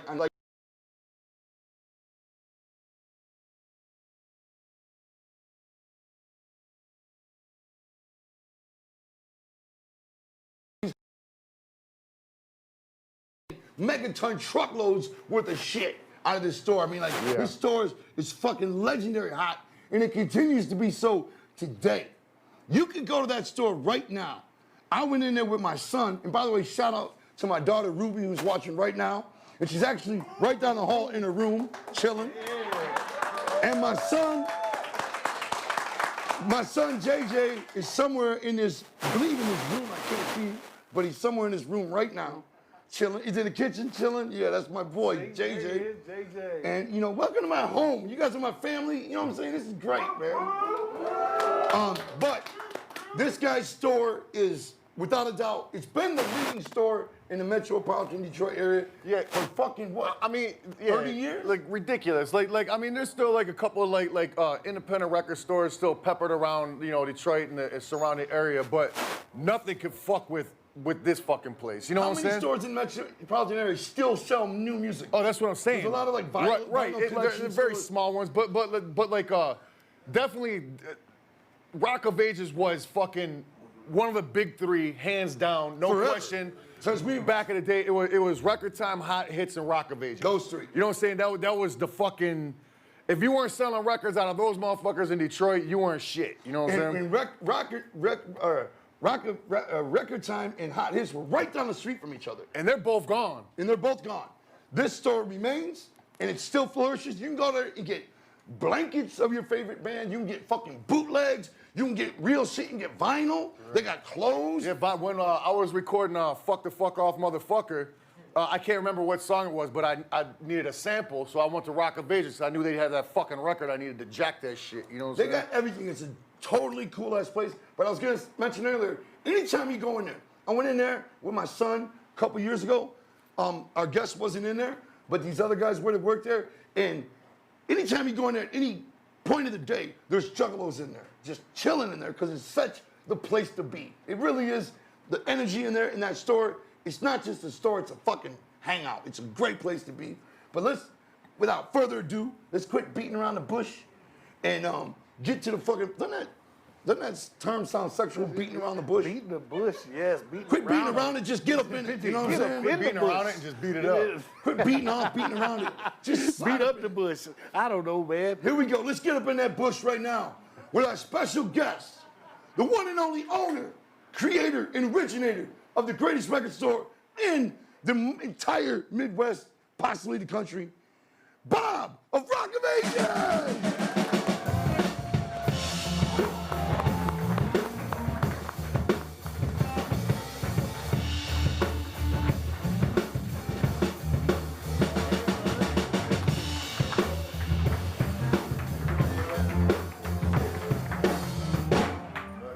God damn it. I just gotta say, yet another motherfucker that ain't aged one fucking day. I'm like, Jesus Christ, where's the fountain of youth at, fella? Yeah. Why does everybody know how not to age except us? Like, Wait, I take this shit off, I look like a fucking wrinkled nutsack. Brother, you look better than I ever remembered you looking. You look. This is 36 years now, this year. Wow. Seriously? Yeah. Bob, you look we started fucking in the 80s. great, man. I swear, I don't want to have to sound like this, but I'm not afraid to admit it. You look fucking fantastic. Thanks. It's I would hang a long picture of time. your face on my ceiling so I can fall asleep every night wishing I could look as great as you, dog. Seriously, you look great, man. Thanks. It's been a long time. So you say, how long's the store been in business? 36 years. 36 fucking years. Wow. Started early. And like I said, not just surviving, but thriving. Like, kick-ass store. You know what I'm saying? The fucking kick-ass store, man. You wanna know, that's crazy, because I always thought that you, when we started putting records in your store, I had thought like you guys had been around since the 70s. You know what I'm saying? It was early in the mid-80s, yeah. Yeah, because Dog Beat somehow next year is turning 30 some fucking how. It already is 30, isn't it? No, next 91, year. yeah. You're right. 2021, yeah, which is fucking nuts because, like, goddamn, it's like almost like you're our big brother a little bit, you know what I'm saying? The reason Bob is so much a part of ICP's history is his store. You might as well consider it like it represents 50 stores. Seriously, that's the amount of units we moved out of your store. Still, you know? till And today. the amount of promotions we've done together. We did our very first, what was that sale we did at your store over the weekend where we had every single piece all the shit on the parking lot of ICP's entire catalog of merchandise. We had it at your store over the weekend. We set up a fair had- almost in the parking lot, like a we had half a a dump fair. tank. We've done a lot. Yeah, we have. The city was going crazy. I'll never forget some of the shit we did back then. And you had a dunk tank. You had The high bell. we had video games out in the parking lot. Yeah, arcade games. And the city guy came over, I'll never forget. And he just looked like, what in the hell is going on? And he's looking around. You had the dunk tank, you had video games, and all this shit No going permits to on. do any of it. No. I remember too, no, because like nothing. we had to have like security in the parking lot overnight, you know what I'm saying? Because we had like fucking mad shit up in there. Just for the fuck of it, I rolled past that bitch at like 4 a.m, fucking security. Ow! Yep. I was gonna drive out with a fucking high bell for a second. I had this. This has nothing to do with anything. I won't even tell that story. Yes, Why not? I had one of my first groupie experiences at your store. You know what I'm saying? No shit. It was something going on. We had a record coming out. It was like, you know, you had like the midnight sales. Oh, yeah, Everybody yeah. line up midnight the night before, and right at midnight, it's officially the release day. And you know, and I was sitting there because I knew there was a line outside. So I'm sitting there parked down the street, You know what I'm saying? I wanted to watch and see how many people were coming in and all that. So I'm down the street watching, and a super fucking fine girl walks in front of my car. This is the type of karma that comes with this store, all right? A super fine girl walks Only in front hot of my car. bitches shop there. I roll the window down, I'm like, hey, where you going? She's like, I'm going to get my copy of Ringmaster or something, you know what I mean? Yeah. I'm like, well, come over here, you know? I ended up taking her to a fucking hotel right there on the spot. That's a personal memory. Personal memory. Yeah, I don't think Bob was involved in that one. Of the excitement involved in this man's store. It's not just a store. It's a place to be. No, and you gotta understand, like for any band that's came out of Detroit or like was any kind of local sensation in Detroit whatsoever, you know what I'm saying? It's like Rock of Ages was a critical part of their careers, including ours. You know what I'm saying? Coming up, you know what I'm saying? It's like because of his story, we were able to survive and eat. You know what I'm saying? Slanging so many fucking records through there, and to this day, you still fucking to this day biggest fucking supporter of local music. First question I've got to know: how did you survive the changing of the times? Like I do now, you have to diversify, and I put a ton of work in, a ton of time every day. I'm there every day, you know, but you have to diversify. You can't just stick with the one item. You know, when CDs were coming in and vinyl was going out, I'd go to something else. Let's try posters. Let's try T-shirts. You know, and then listen to what the customers were asking for. Yeah. Your stuff was easy. Your merchandise marketing is just phenomenal. So when I had your product and other products that make up where things may have slowed down and not sold, I always had something to rely on. But I had to think about it. I had to go, okay, what's the next move? What is it going to be? I mean, we were talking about earlier, some of the stuff that I sold when I first opened up, which I could never sell now, some of the crazy stuff was, well, yeah. it was like, no, Coke. No. Pay that light bill, man. Ninja stars, karate, some nunchucks, all kinds of crazy shit. Anything that was happening at the time. We had spandex, we had Doc Martens, we had everything. But as it started to die, like bongs and shit like that. Still have it, yeah. You know. Half a headshot. But that was a little tough because at the time it wasn't what it is now. No, back then, I know. you know, like selling those, you know, the profit was huge. I knew nothing about it. I had a friend that brought it in and was hesitant, and I kept it in. But you got to know when to not take it to the extreme, not get so crazy that you're selling stuff that's really going to, you know, trouble's going to follow with it. Yeah, we've always had a problem with that. Well, So that's a ticket. That's a ticket to your success. Is diversifying. CDs weren't necessarily relevant anymore, but you carry much more than CDs. Posters. Of every patches, band. Like if you're into a everything. band, you can go there, you can buy more than just the fucking CD. Yeah. To other stores, that's all they had. But you can buy, like I said, blankets, skateboards, whatever. Whatever the product is at the time. And what also helped me out is I started, 40 years ago, if I think about it, and I knew the wholesale suppliers. A lot of them aren't around anymore. Yeah. But I knew who had the keychains, who had the buttons, who had the pins. And some of these guys are still around. So they may have a particular product, and I know what would sell. I know where to get it from, because customers ask that all the time. Yeah. Where do you get it? Can you get this? I know who to hook up. Your knowledge from being in the game for so fucking long time. The coolest thing about your store is this is why I go, and I continue to go. The coolest thing about your store is if you're looking for some rare item, right? Yeah, that's. It don't matter how obscure in Detroit's music history or hip hop history, you know, or even anywhere. Music history. Any music history. If you're looking for some out of print fucking record, you can go to Rock of Ages. You're gonna find it. If you're looking for a box set of something, you know, like an old Esham box set, then the only way to get it is either get it on eBay or to fucking order it from somewhere, you know. You can get the physical box that day at Rock of Ages. They'll have it. They'll have that and a bunch of shit you didn't even know that artist had out. That's why it's such a great place. Man, because you walk in and buy one record, you're gonna walk out with a shopping cart full of shit. Of shit you had no idea. Right. If you're going to get, if you're a fan of a band and you like to say, I collect everything they put out, go to Rock of Ages. You're gonna see shit you had no idea. Yeah, you're gonna find out I did exactly that. I carried the whole line. Yeah. And of course, back in the day when we did our in-stores, that was a thought that I had. It was brought to my attention when I first started. A guy came and said, "You want to do an in-store meet and greet?" I don't know what that was. So I got help from the outside, and my first in-store was King Diamond. Oh, okay. Well, wow. God damn. Okay. I didn't know what to expect. I had no idea. And it was full gimmicked out and everything? It was, I didn't know what to expect. A guy that was knew something about the bands and about setting these meet and greet in stores, which eventually got to getting you guys in, was huge. Yeah. Started with King Diamond.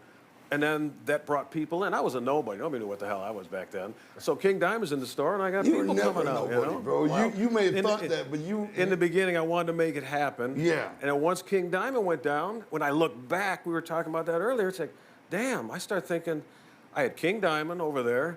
I had Pantera before anybody knew who they Wow. were. You know, Pantera, Trouble, Exodus, Testament, Megadeth. Heavy in you the know. rock shit. Well, like- thus the name Rock of Ages. Well, that's how it started. But when I opened a second store at one time, that's what educated me more on the rap side of things. And then when I first got to meet you and in your music, I said, I'm going to get all the local bands I could think of and Right. put them on the wall. It, and that's how as it deep started. as you went into the realm of rock and metal, you definitely went in rap. You Oh, went That to was- the, and to that the was- top to the bottom. You went everywhere. I went from my second store I opened up was in Redford at the time. I thought maybe I can clone what I'm doing, and you know, when you're young, you do all kinds of crazy shit, and let's open up a ton of stores like everybody else. Well, my other store was going. I'm selling Metallica like crazy, and they're blowing out R&B music, which I knew a little bit about, but not much. Right. So the good and bad was I closed it down, kept everything back into the one store I have now, but I learned from that customer base, which brought in R&B, which brought in rap, which brought in everything You else. took a lot from it. A lot. Yeah. And I went to whatever musical genre would work. And when I got into it, like I do with anything, I want to make sure I get it all. Yeah, and you know, that's You like know. the classic saying, you know what I'm saying? Failure is the best teacher. Oh, absolutely. Yeah, And absolutely. that's hard to. That's hard to recreate another. I mean, that sets the spot. The energy is so good. It there. was hard. It's I such a thought I magical could, thing happening there. But I learned, you Yeah. know. And I was listening to what customers were asking for, as I still do, and try to figure out if it's something I can get that'll work. And then I still incorporated the in-stores, just before the internet and, you know, Facebook and everything out there is now. But when I did the in-stores, I look back going, damn, I drove to go pick up Ronnie James Dio to bring him to the store. yeah. We got some Ron James Dio fans in the house Oh, tonight? yeah. All right. And I look, and Rob Halford's walking in, Fight's doing an in-store, you know. I'm like, and you got to Wow. separate your personal from like, all right, it's business, but still, I got to, yeah, hey, yeah. how about if I go meet him first, you know? Marilyn Manson, Typo Negative, Korn wrapped around the building, one of the biggest in-stores besides yours. So yours are always packed. I mean, Crazy. God, we get into some of the. We did some crazy shit, jumping off the roof, jumping around the Oh, roof. you did that. The line I would forgot be, about the that. line would be way down the fucking street, and we'd shop. We'd come get up the back of the store on the roof in the back, and then we'd be about like, that. Holy "What's up, Charles?" They look up, be like, "Ah!" We'd be up on the roof spraying Fago on them. At midnight, I'm out there with a hose cleaning all that shit off, and like this in the parking lot. I'll never forget. The I mean, these Faygo was so in-stores thick. were more than just even an in-store. Like if Kid Rock was doing an in-store, Esham would show up, we'd show up. Yeah. If we were doing an in-store, they'd show up. We'd show up at each other's in-stores because it wasn't just an in-store. I mean, his store is a place you go to and spend an hour and a half up in there. It was You know crazy. what I mean? And you met everybody, you talked to everybody, you met everybody, and prior to it, there'd be people waiting, merchandise would sell, everybody would have their product, you'd sign everything, it was all good. You'd greet them on the way in, greet them on the way out. I mean, everyone was a success story. We put the, what was it, the haunted house? Yeah. Yeah, Yeah, the in, box the, thing. in the edition, yeah. Yeah, When I yeah. put that edition on, God, that was 20 years ago or plus anyway. Yeah, that was the Malenko. That was that Malenko or Jekyll? It took Brothers? that I think it was whole Jekyll Brothers. area of the addition, which was perfect because I put this addition on when I bought the property next to me and expanded, and there was nothing in there. So that His store is Set like it a up. mall. It's set just it up. fucking huge. And we set it up, and they went in one way, out the other, line wrapped around the building, down the block. Now I think that was that one where is that when the Faygo ended up in the road and the cops almost Yeah, shut it the down? cop. We had a traffic jam out front. Out goes the bottle, and they just come out, and I'm like, oh shit, come on, you guys got to stop. And I think you might have come out. I know I came out and said, you guys got to calm it down a bit, and everything went cool. Yeah, we had the You know, kids. Yeah, they're banging on the windows, and we had to I calm them forgot down. about Yeah, that. it was too much chaos out front. It was about to get shut down. My best idea, though, was when the trash was everywhere, and I thought, we're going to get screwed. We're never going to be able to do this again. There was garbage everywhere with hundreds and hundreds of people. And I started thinking, I got it. So I had the guys go in the back. I said, go grab a bunch of black garbage bags. I got an idea. And I said, I'd go out to somebody. I said, take this, fill this garbage bag full of trash, get to the front of the line. Yeah, yeah. And it just boom. Gone. Garbage And it gone. was just like people running around like they're like, you know, almost like paying crackheads to sweep your parking lot. it was. I talked about. I only wish we would have filmed that. That was like it was hilarious, but it was great. Cleaned everything up. Nobody complained because the neighborhood is in on it. There's houses and people and a few people bitching back and forth. Plus it was crazy. And then the clowns are here. Yeah, well, here, take a garbage bag and go clean stuff up. You get in the front of the line. Well, Oh, that's all the right. thing about Juggalos is despite their fucked up reputation, which is totally unfair and fucked up, it's not true at all. I never had the If issue. you tell the Juggalos, hey man, this is getting out of hand, the mess is crazy, we're about to get shut down. Those same Juggalos that were wilding out a second ago will fucking buckle That's down what and they make the did. problem go away. You It know what I'm was saying? done. It They'll was be all done. over it, Yeah. and then they'll be like, yo man, pick that shit up. To other motherfuckers that aren't helping. Like Juggalos will. If you talk to them and tell them what the problem is, they're not rebelling on you. They're on your side. You know what I mean? And they all of a sudden become just as driven to fix the problem. And every in-store was great. That was the only time, that might have been a little close, like, is this getting a lot? Yeah. No, that's how it is. That's part of what happens when we do those in-stores, especially when you're there. You got a huge fan base. It just blows me away to see where you guys started and damn, where you're at now. 36 years what I do, but man, you're right there. I said, hey, they're on Howard Stern. They're doing interviews. They're doing this. They're doing that. They do these crazy, wrestling videos. I mean, I was laughing my ass off when I first heard your commentary. We were playing the video in the store. I said, these guys, not only are they multi-talented, it's hilarious. They could do commentary. And then it was just one thing after the next. I mean, I stood back and watched it and went, damn, this is really cool. Well, to this day, if we come out with something that's just for one event, let's say, it don't even matter what it is. It might be Halloween, right?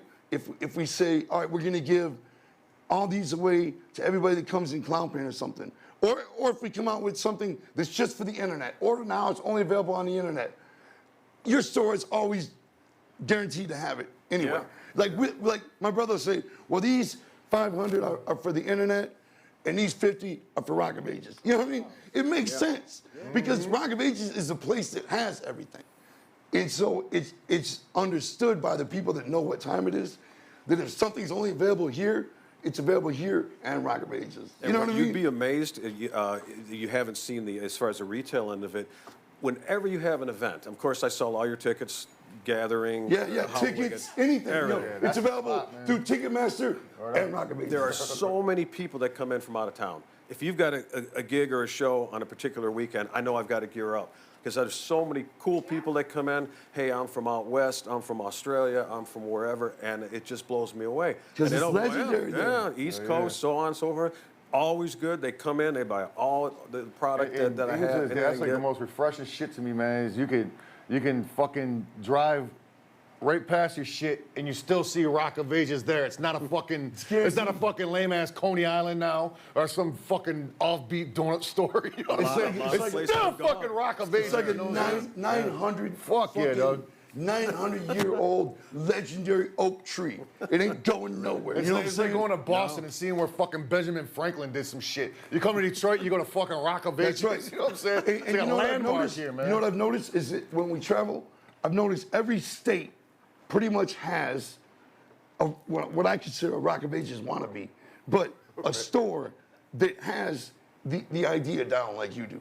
Every state, but they don't do it as well as, in my opinion. If I saw somebody doing it well or better, I would say it. I always notice stores like that, they usually sell way more shit than they do music. You know what I'm saying? Yeah. Music's real small and everything else. Music's second, even though it's a You record gotta store. really have the hands-on. You gotta be there. I'm there a lot. I don't mind. I'm there a lot. But you gotta have hands-on. Let me ask you something. Out of all the midnight sales you've had and all the specialty in stores and things you do, because you're always doing something cool, you know what I mean?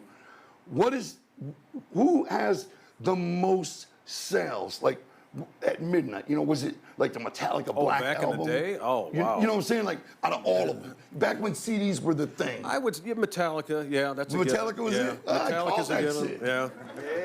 And I remember, unfortunately, I think it was in '96 or so, I went to a Kiss concert at the Palace with a buddy of mine. I went to Tiger Stadium, too. I snuck Did in. you go to Tiger Stadium? Yeah, I was there that too. first one time, I snuck in that Hot hole. I as didn't have hell. no tickets. I was Wait in walking line to that get a bitch. beer. I was my buddy of mine. And we look way down in the end. I'm like, this lady is like pouring beer through a thing, you know, going through the cooler, and by the time that fills up times 1, 2, 3, 4, 5, we're never going to see anything. But we need to have our beer, so we got our beers. We come back out. Our seats are on the main, you know, right in front of the stage. There's a story behind this. I don't even know if I want to put this on the internet, but no. Everything's all right here, brother. Sebastian There's no Bach. censorship. Let's hear it. Well, we got our beers, and then we missed, who was it, Sponge opened? I don't remember. Somebody. Oh, yeah. No, it was Allison, or somebody, because they Allison Red Wings. Chains. Sponge Yeah. for Yeah, you're talking about at Tiger Stadium, Yeah, right? but Yeah, wasn't it- but somebody got booed the Oh, fuck you off. talking to about diss the Tiger Red Stadium? Wings. Yeah. No, that was brother. You don't know.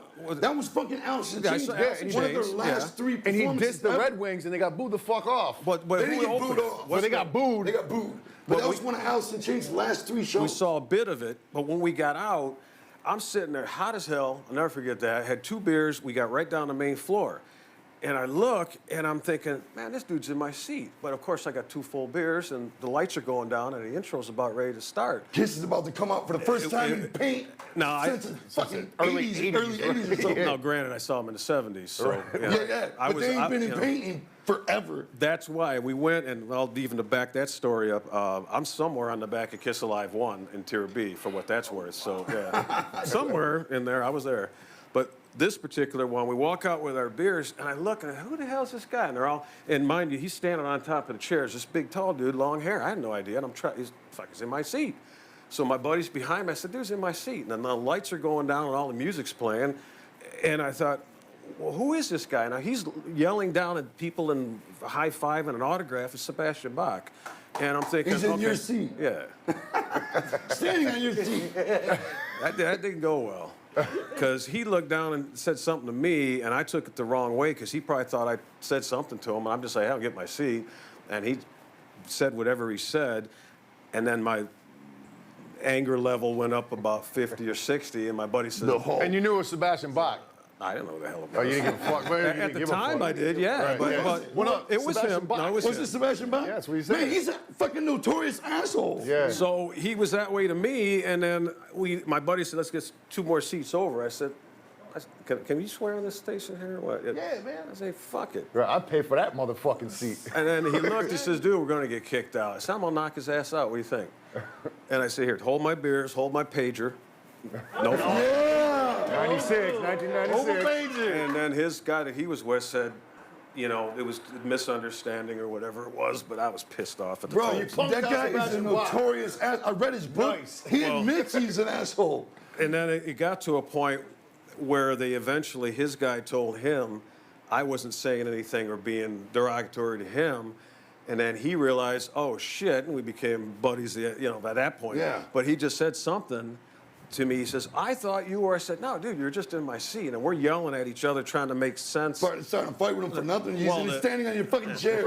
And then the you know, Kiss is coming out, just like Kiss or this guy or Right. Exactly. Fuck out of my seat, man. And it was all good. And then what was funny is when I yelled back at him, I said something like, I said, no, I saw Kiss in the 70s or something. We couldn't hear each other. But then I said, I'm on the back cover of the album.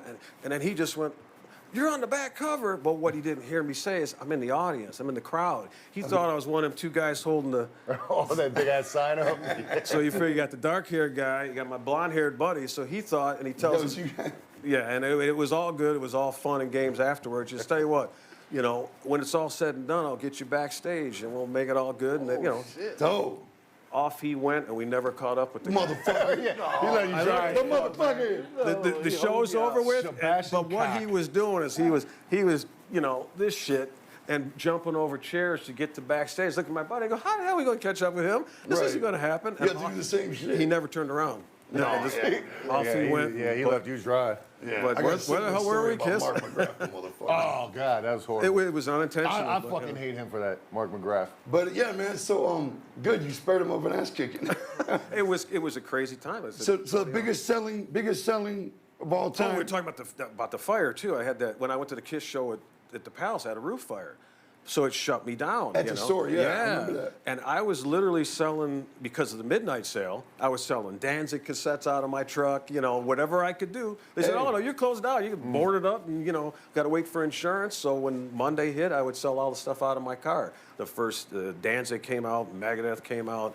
You know, the Metallicas were always big. Midnight's right? about anything. So you think the number one went to Metallica, though? Probably, yeah. Which record? The one with a snake on it. Well, the That was the Black Album. Right? Yeah, I don't know. I sold hundreds, I mean hundreds of the Garage Days cassette. I mean, what? the Garage Days cassette. Really? Yeah. That was Kiss? That was, huge. I mean, Metallica? Yeah. Well, that was the 598 EP that they reissued. Wow. That was huge. And when So I you started think that looking might have been the best one? Yeah, Garage Days was in the hundreds. How many of those Wow. I sold? All cassette tapes too back then. Well, you know, Christmas Eve, you may have the biggest one yet at 12 o'clock because our record's coming out on Christmas Day, goddammit. Our shit's coming out on Christmas Day. So when are you gonna make an 8-track? We want to make it on cassettes like everybody's doing. Do you carry any of the new cassettes? We were talking about that earlier with some guys back there in the other room, but your cassettes would sell. Major label cassettes are so much money right now. They're $15, $16. No one's buying them. ICP cassettes, yeah. You know, yeah, yours Everybody would. steals our shit anyhow, so it's all good. To this we day. gotta take a break, Bob, man. It's fuck, man. It's so fucking awesome. You know what? I would say if we look at our friendship with you, Bob, and our legacy together, I'd say we're about 40% into it. I'd say we're only 40% into it. We've got a long future ahead with you. Yeah. Many more stories to create. Absolutely. Yeah. We don't have to reminisce. We got many more shit coming ahead. Right. So, brother, it's great to check in with you at this about 40% mark. We've got much more ahead of us, brother, to Thanks do for having together, me. man. It was good to be here. Thanks for having me. Thanks for having Give me. it up for Bob and Rock Nation!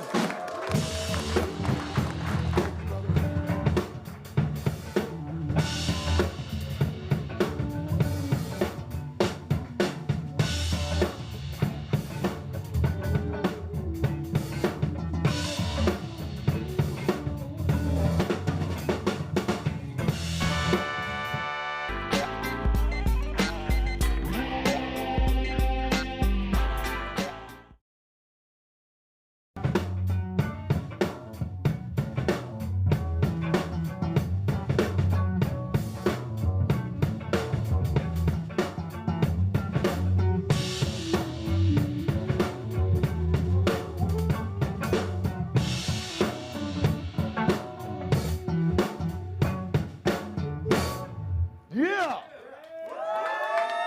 One more time, give it up for Ultra Unite! Them boys are nice with the motherfucking instruments, right? Schooled it, perfected them after all this time. Nice, funky shit. Good job, guys. All right, this next special guest is actually the very first artist we ever signed at Psychopathic. I believe right before the Riddlebox album came out is when we signed them. We discovered them up in Flint, Michigan. You know what I'm saying? Their reputation precedes them, whatever that means. And their reputation came all the way to Detroit. We heard all about them. We had to fuck with them. I believe they were still in high school when we signed them. And they're a part of Psychopathic's legacy forever. And they've always remained true to Psychopathic. They've always remained appreciative to us, which is awesome because we remain appreciative to them. And we started a bond, a friendship back then that lives to this day. These are my homies from Flint. They're performing a couple cuts off their latest record. This is the one, the only Project Boom!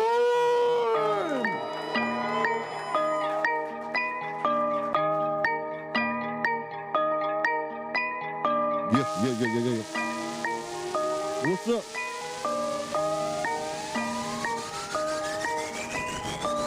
Going deep for the bum like punches. Breakfast and dinner, no lunches. I'm from the Jacks when they pour no punches. Used to hit a 7-Eleven where they got sneak crunches. Snorting me, goddamn, I'm dope. Feeling overwhelmed, how can I cope? Feeling on myself, oh damn, I'm woke. It was just a wet dream about anecdote. These pussies really think I lost it. I go so hard, I'm exhausted. Pipe through the ball and I lost it. I didn't really hit, but my GoPro frosted. I'm feeling out of place. I done caught another case. I done did it all the things, yeah. I couldn't do. Oh Lord, can you really, really help me? Cause I do a lot of things that I shouldn't do. For life, for death, forgive yourself. We say all day that we pray for better ways. Get by, no lie. We cry with no eyes. Give up, you nuts. Mad love, that's us. These bitches think we lost it. My mama think I lost it. These bitches think we lost it. My baby mama think I lost it. These cowards think we lost it. My kids think I lost it. These haters think we lost it. My family thinks I lost it. Come on. Hang up my motherfucking jersey. I ain't stopping home, boy, yeah, you heard me. I can get the money out the booth, or I'm heading to the block, and I'm feeling like Serena when I'm serving. Used to do the magic on the court like Irvin. Yeah, I'm sliding to the motherfucking hole. Got the project girls on the sidelines acting like cheerleaders, so you know I got a zone. So you know you got a zone. Now we heading down the hill, Dre, Miss Charlie, who, and my dog T Jones. Your dog T Jones. Then we head towards with nigga VOE and then a bird with a pocket full of stones. With a pocket full of stones. Yeah. Then we looking to the right, and I see my young niggas getting it on. Young niggas getting it on. Then we try to hit a lick, but my nigga Lil Cheese in the zone. See, I'm going crazy out my mind. Talking about the shit that happened back in 99. I don't give a damn what you say, we fine. 20 plus years getting better with the time. If you can't see it, motherfucker, you blind. We ain't never fold, motherfucker, we shine. Me and Frank Nitty in this bitch, and you know we won't switch, so bitch, you done lost your mind. Come on. These bitches think we lost it. My mama think I lost it. These bitches think we lost it. My baby mama think I lost it. These cowards think we lost it. My kids think I lost it. These haters think we lost it. My family thinks I lost it. Go. These bitches think we lost it. My mama think I lost it. These bitches think we lost it. My baby mama think I lost it. These cowards think we lost it. My kids think I lost it. These haters think we lost it. My family thinks I lost it. Go. Let's go. What's up? What's up? Y'all having a good time tonight? We happy to be here. We happy to be here. How many of y'all know my brother going? Say hell yeah. If y'all fucking with us, say hell yeah. This that shit off that Born Dead 3 right here. We're gonna turn it up a notch on this one. Oh yeah. Y'all ready? Y'all ready? Say hell yeah. Hey, Diddy, talk to him one time. I'm caught, come on. Between a rock and a hard place. Should I go legit or go out and just like Scarface? This cold world keep on testing me. Dead or in jail, not even in my destiny. Yeah. Adjust your range, homie. No more love for the people in the world that they changed, homie. Yeah. It's just survival of the fittest. And I'ma beat the odds and all of y'all can be a witness. Coming and going, just like a river, I be flowing. I'm representing the ghetto and all the niggas is blowing. They see us out on the road and they thinking the money's growing. But ain't no better feeling than hear them screaming, Project Born. We loving your project style, been repping for a while. Now how you make it to 20, you never slowing down. I just stay focused, no time for the hocus pocus. Keep ripping hoes in the mic till you bitches say we the dopest. I'm giving you early notice, evacuate from the game. That's what them hoes used to tell me, but now they loving me, man. My only missions is get my bro out that prison and make sure my family got it and all my people is getting it. But my dilemma is rapping, no keep a job. I'm always gonna be a hustler, so contemplating the block, Shout out my cousin, just keep your ass in the booth. I'm telling you, they gon' love you, my nigga, and that's the truth. I'm caught, come on, between a rock and a hard place. Should I go legit or go out in this world like Scarface? Yeah. This cold world keep on testing me. Dead or in jail, not even in my destiny. What you say? Adjust your range, homie. No more love for the people in this world that can change, homie. Yeah. It's the survival of the fittest, and I'ma beat the odds, and all of y'all can be a witness. In a world that's trying to embrace change. Should I go back to the old me and make change? No nightmares of cops kicking in my door, taking me and my people and haters on the floor. On the other side, yeah, decisions take me back to struggling. And it's hard in this life when you're really not used to budgeting. Back against the wall, kids need shoes. Have it really worth it when you got everything what you do here? My kids counting on me, my granny counting on say me. What? Tell me what to do when your baby say they hungry. Do I get a bag and try to run it up? Do I pray to God and say that I had enough? Do I flirt with some years up in prison and do the only thing that matters to me, my children? Yeah. Goddamn, the devil got me by the throat. Should I get Satan the keys and let him dry it up? I'm caught, come on, between a rock and a hard place. Should I go legit or go out in this world like Scarface? Yeah. This cold world keep on testing me. Dead or in jail, not even in my destiny. One more time, come on. Adjust your range, homie. You say? No more love for the people in the world that done changed on me. It's the survival of the fittest, and I'ma beat the odds. All of y'all can be a witness. Come on. Come on. What's up? Come on. I see you. I hear you. Whoop, motherfucking Whoop, motherfucking woo. Much love. Hey, much love to Psychopathic for having us. Here. All the juggalos. Hey, We love y'all, man. Born Dead 4, October 30th. October 30th. Woo woo.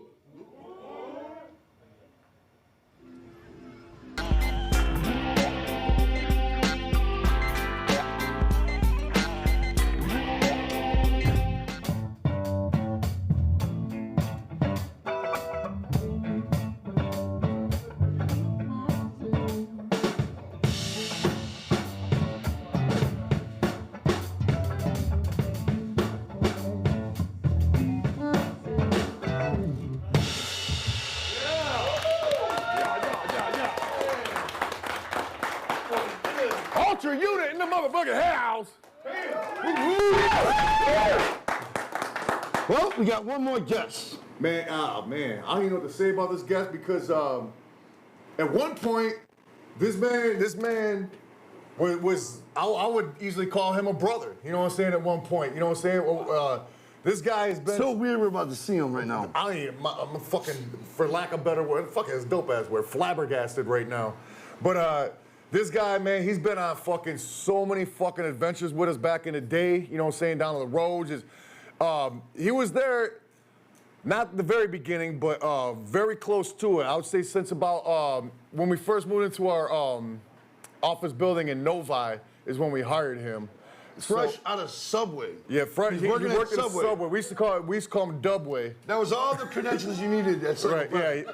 Oh, we were like, oh, you work at Subway? Come on. You ready to talk to record execs? But no, seriously, this dude, we were all down by law, you know what I'm saying, like crazy, you know what I'm saying? I don't even know what happened, the reason why we really didn't, I don't know, we just grew apart. He did his thing, we were doing his thing, you know what I'm saying? But it's about to be fucking super dope seeing this guy, and we're about to fucking chat it up. Yeah. For the first time in I don't know fucking how many years, you know what I'm saying? You know, when I was in the 7th grade, I was given a word in a spelling bee. That word was flabbergasted. And I fucking misspelled it and was kicked out of the spelling bee, right? And I told the teacher, I said, man, that's bullshit, man. Nobody's ever gonna use that word in real life, flabbergasted. Who the fuck would say that in real life, flabbergasted? Well, here I am in real life saying it. Because I'm fucking flabbergasted right now to bring out this man. It's been a long time, but we are close as 2 balls in a nutsack. Here he is, the one and only Scrub Tom Dub.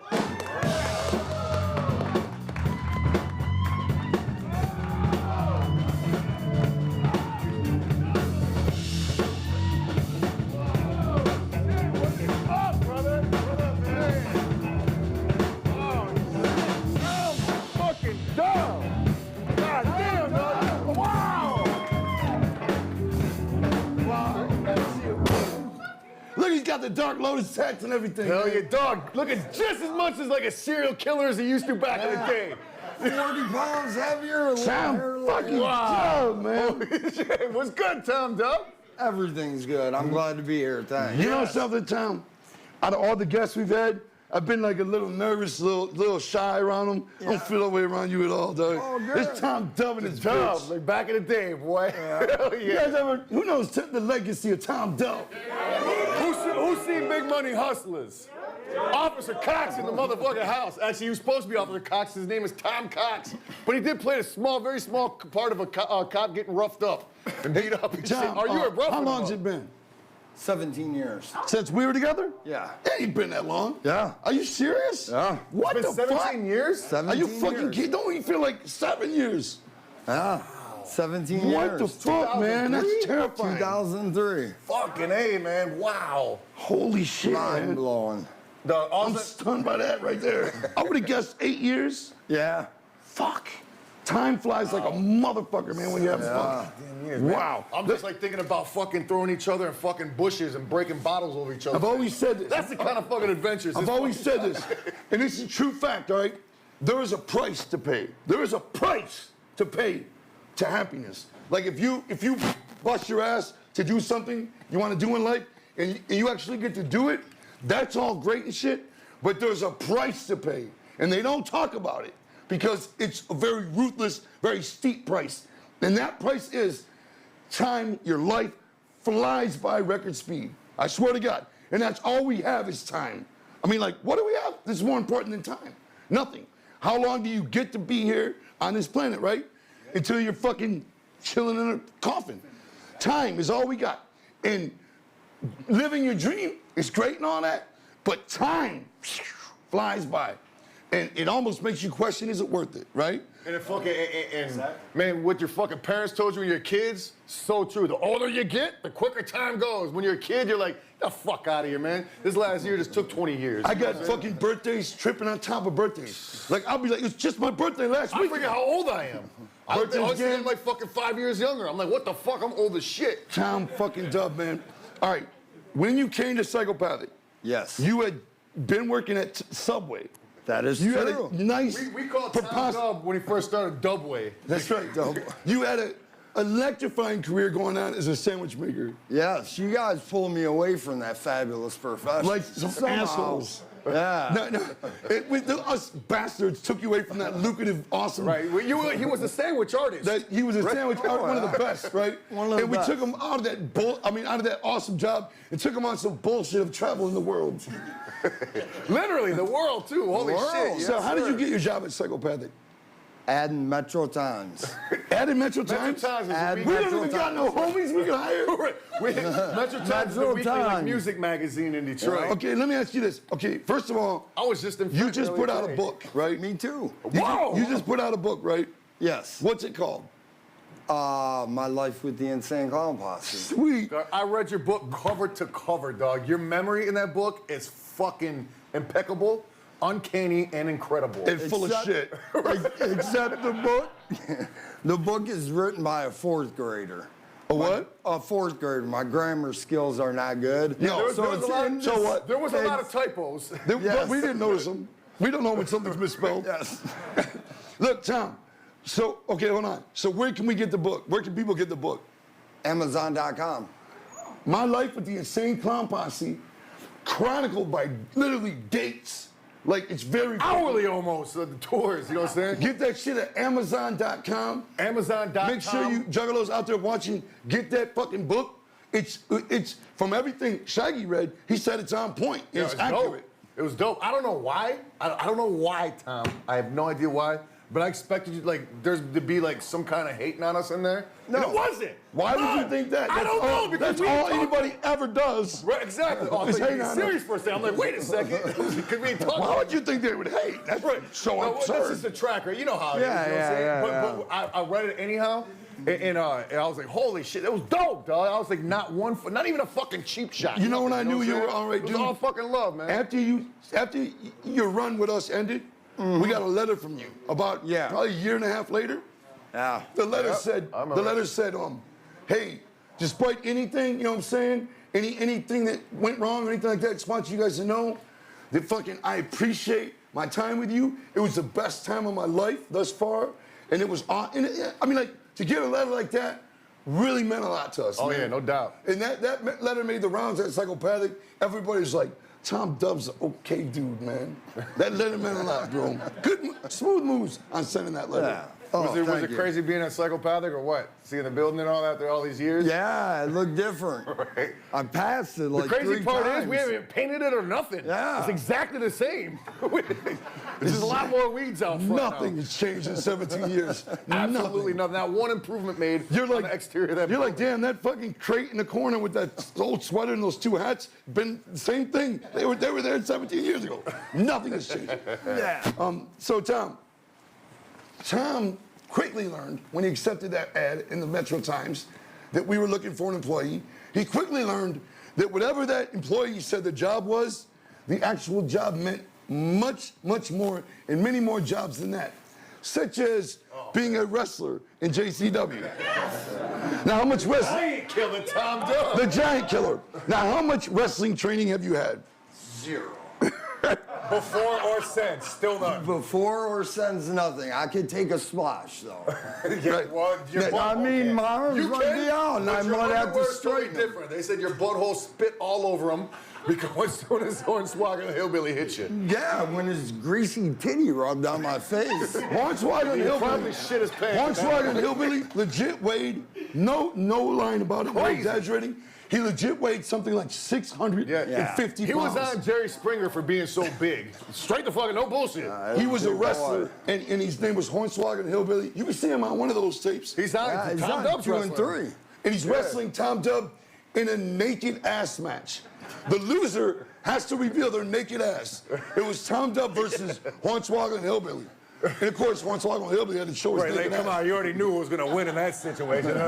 What's special about Tom Dubb? Of course, nobody wants to see Tom Dubb's ass. Everybody wants to see that fucking 650 pound 600-pound ass. Everyone's seen it at Woodstock. Who else did you wrestle? You wrestled a Woodstock gang of 99. people. I don't know if you ever seen the footage on Woodstock or when we performed in Woodstock 1999, but there's 2 clowns that come out, dick swinging, assholes blowing in the wind. He's one of them. That's right. We gave bonuses. He's been on the stage at Woodstock, asshole naked besides the clown mask. We told all our For clowns. what, $500, right? No, wait. We told all our clowns, anybody comes on stage naked, Hold on, he's not we wanted telling the full lunacy story. at the show. He's not telling the full story. He Well- tried talking me into getting naked first. I did. I was like, not a fucking chance, guy. Not happening. I'll get down to my drawers, but I'm not getting naked. That's okay. Flea ended up playing naked with the show. I wasn't slashing my It big stole your cord. thunder. Well, What yeah. you could have had. He stole my thunder. The weirdest part of that was looking at Leo Cohen. The what? Looking at Leo Cohen from Island Yeah. Def Jam. Right. Just naked looking at me. Yeah. Not comfortable. You were in the feeling, 'cause office when he was a little yelling at us, weird. weren't you? You were in Yeah, he was a little weird. So He was mean, though. He's a gangster. Yeah. Listen, you know who that is now, right? He's like fucking legendary. He's Yeah, like yeah. the Yeah, Leo chairman of Cohen. Google or some shit. It's crazy. He's like dumb in effect. All right, so look, who all did you wrestle? You were put in the ring with several people. King Kong Bundy. Fuck, what? Yeah. Bundy. You're looking at his grown man weight. You know what I'm saying? Back then, he The how much were you, Preacher Man. 110 Who? pounds? The Preacher Man. The stiffest wrestler in the business. The wrestler that never knew wrestling was Preacher Man, fake. right? The Preacher Man. Preacher Man had no idea how to actually wrestle, so he just punch and kick you for real. Nobody told the Preacher Man wrestling was fake. And the Preacher and Man, you you just don't had to know, take it. the Preacher Man is my brother, Jump Steady. Right. Also known as Evil Dead, who was Totally also clueless. awesome to wrestle because you get punched for real. and Every kicked for time we real. explained to him, Rob, wrestling's fake. All right, I know. He would get out there, and the excitement would completely leave his mind, and he'd forget it's fake. And then as a Preacher Man, he'd always had this cross. He'd fucking like put it in his hand and punch you with it. You'd really get fucking punched with a fucking piece of wood. Or the stick. Bible, this thick. Yeah, I got the Bible. I caught the Bible. Yeah. Several concussions. Yes.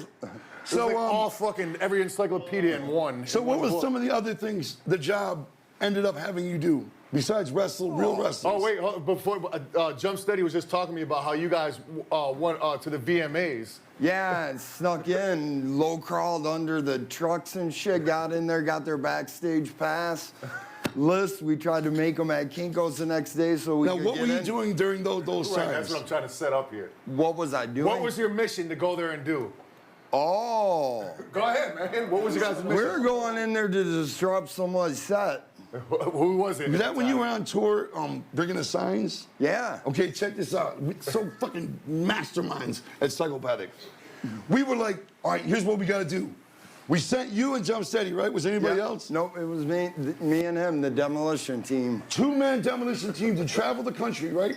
They were going to live events on TV, and they were disrupting them and holding ICP signs at live events. Two-man demolition So crew. anytime you see a camera in the background, these two motherfuckers. Crisscrossing the country. For example, if Like me the and This Joey, Morning Show or whatever if, Times if Square, me there's a and window. Joey were wrestling on Nitro, Rob and Tom Dubb were at Raw, buying tickets or sneaking in when available, if not buying a ticket, having to fucking hide the one And poster behind the other. holding one. giant ICP signs in the crowd, like.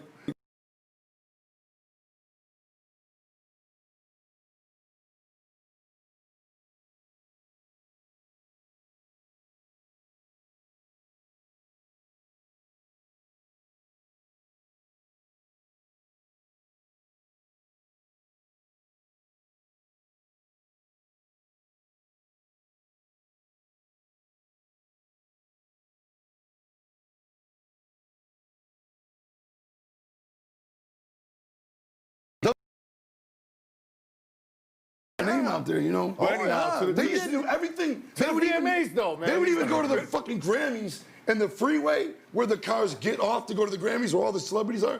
They'd be on the overpass with a gigantic ICP banner holding it up on the overpass, so all the cars coming out the freeway going to the Grammys would see that shit. It's great tactics. We got caught doing a billboard in Oklahoma City. They made me and Rob climb down off the billboard. What were you doing? You going up there? Putting up InsaneClownPosse.com on people's billboards, right? Yeah. Climbing up the huge billboards.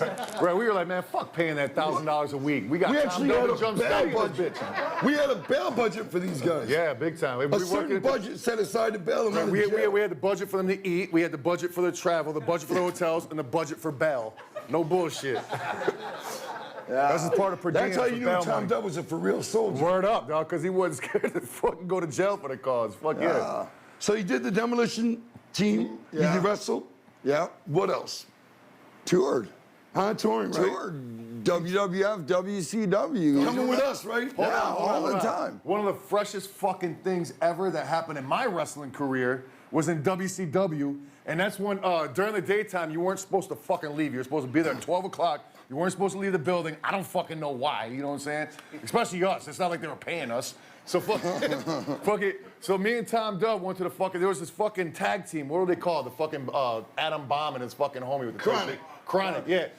So all the wrestlers, but Chronic would come out to the ring in them. These fucking like silver shiny shirts that were mad fucking tight. The youngest shirts, your fucking son couldn't even fit into them. You know what I'm saying? But a 7-foot man's rocking them. You know? The official name for those type of shirts was called clubbers. Yeah, that's right. Clubbers. You're right. They were. Because you wore them to the club. Yeah, they're clubbing shirts. Yeah. And all the wrestlers backstage would rock them. You know what I'm saying? But these motherfuckers would go out to the ring in them. Because they would be mad muscular. Yeah, you know. And the clubbers would show off their physique. Right. You know It'd be like a fucking shirt this big, so my 7-foot man stretching into. You know what I'm saying?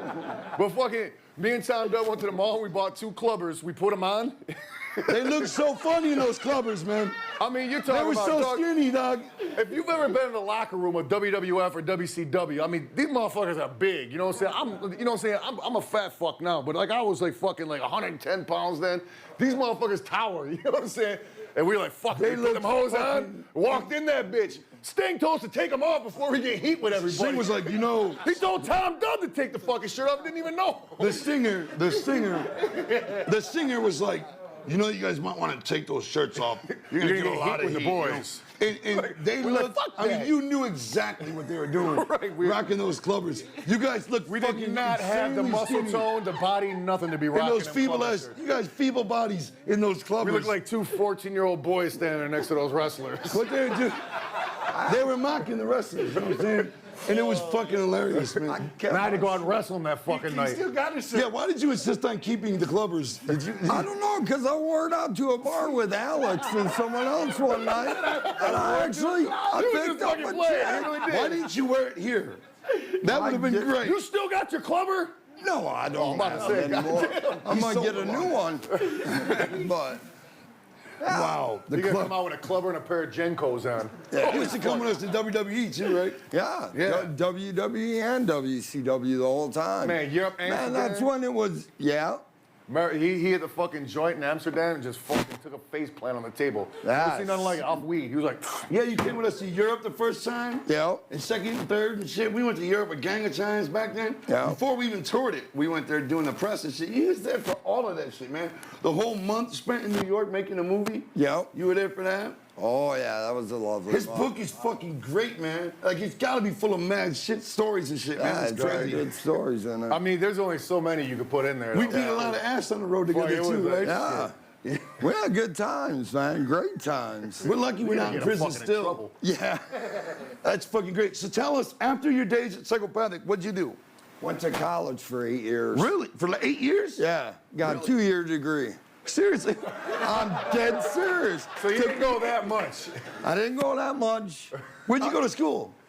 I've been to Kalamazoo Community College, Grand Rapids Community College, Montcalm Community College. You kept getting kicked out, or what? No, I just kept transferring. Then I went to Grand Valley, and then I moved up to Big Rapids to go to Ferris. Where the fuck is Big Rapids? Ferris, it's where fucking that's the first ICP show. Fucking with one mic between the 3 of us. Oh, like yeah, a set up in the blizzard. Up above, Big like Rapids. above like Mount Clemens and all that, right? Yeah, that's right. I got you. Way up there now. What are you doing way the fuck out there? I moved up there to go to college, and I like it up there. You're still up there? Yeah. You drove all the way up from up there? Yeah. Oh, shit. Man. So you went to college 8 years to get your 2 years of schooling. Yeah. And then what? Then I went out as a busboy. Then I got, Did you ever get the job at Subway back? no. Dang. But I did work at a Hungry Howie's. Oh, shit.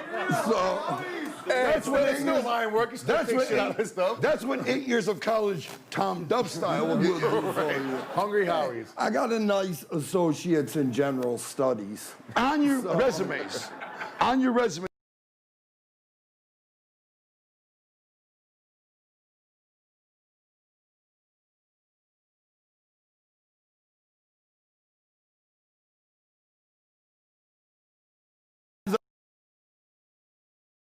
Employer calls us and asks about if Tom Dub was a good employer. We're always like, fuck no, that dude robbed us. And for some reason, they're always like, yeah, Tom Dub. Do you know Tom Dub? Like, Like I Tom would be bitch ass applying. Dub? Man, fuck him. So, okay, so let's see. 8 years of college, and what happened when you were done with college? The state of Michigan found me legally insane. Are you for real? Yeah, I'm for real. Tom Dub's fucking legally insane. What? Fuck yeah. Fuck yeah! Man, I told you he's a serial killer. Look at his face. Watch him smile.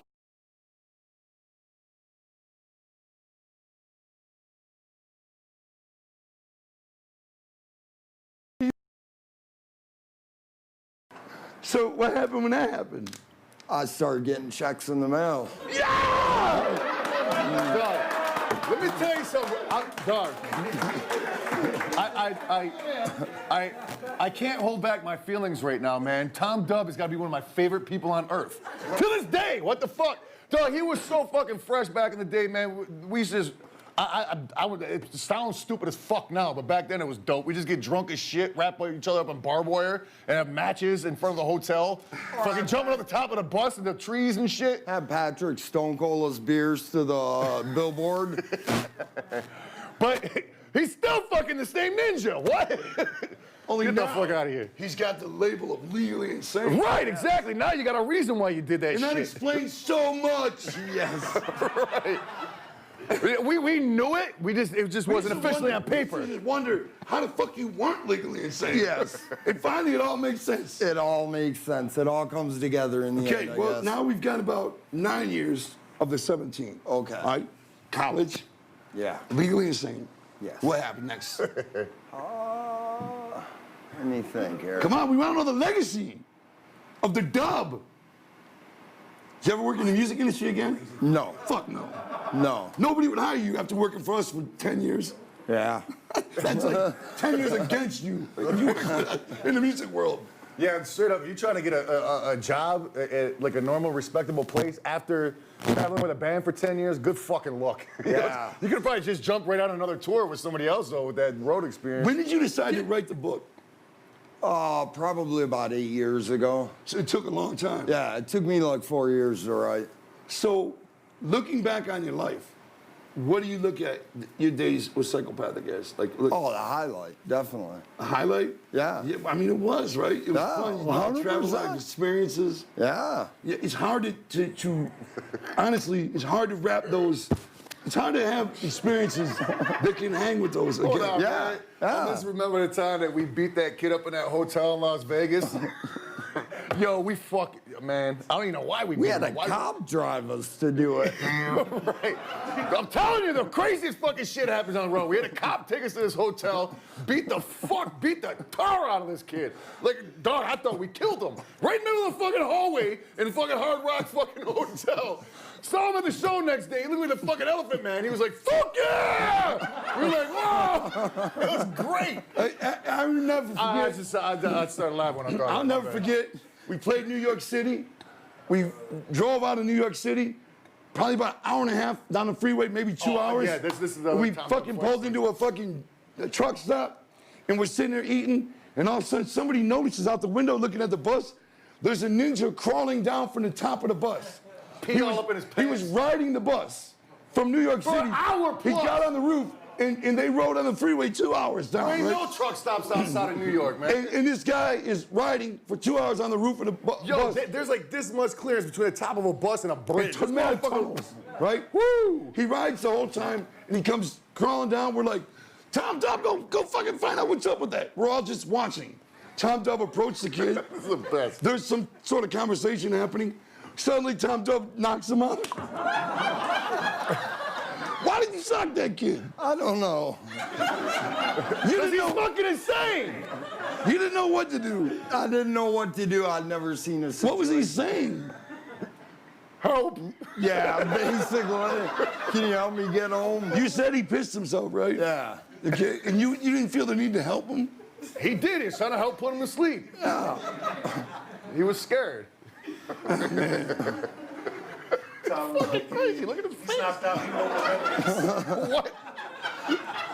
What was your funnest adventure working for Psycho? What was a highlight of your time with Psychopathic? Woodstock. Woodstock, yeah. Woodstock, We just did an interview the other day for that. Yeah. There's a documentary coming out. Yeah, I hope they show us all crewed up that day. We were the shit, weren't we? Yeah. We had Yeah, security. we went to that catering fucking. We had our crew, the buses fuck up. wrapped, our trucks wrapped. We drove right through the grounds of Woodstock. Any fucking musician you could think of was fucking just chilling. You know what I'm saying? And we just walked through with our fucking nuts hanging juggalo style. Now check you know this what I'm out. You remember us? Were you there with me by any chance when I approached the dude from Korn? Yes, it was me, you, and Dougie. What is your I memory was right of that? there too. What is your memory of that? I'll tell you why. Nice photographic memory on this guy. I'll tell you why.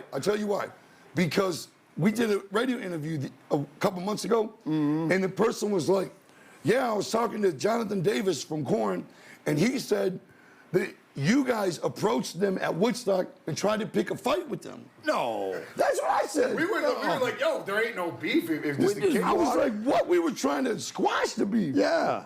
But the way Jonathan Davis remembers it is we were trying to pick a fight. What do you remember that like? I don't remember that at all. You remember us? We walked over there to talk to him, Right. I think.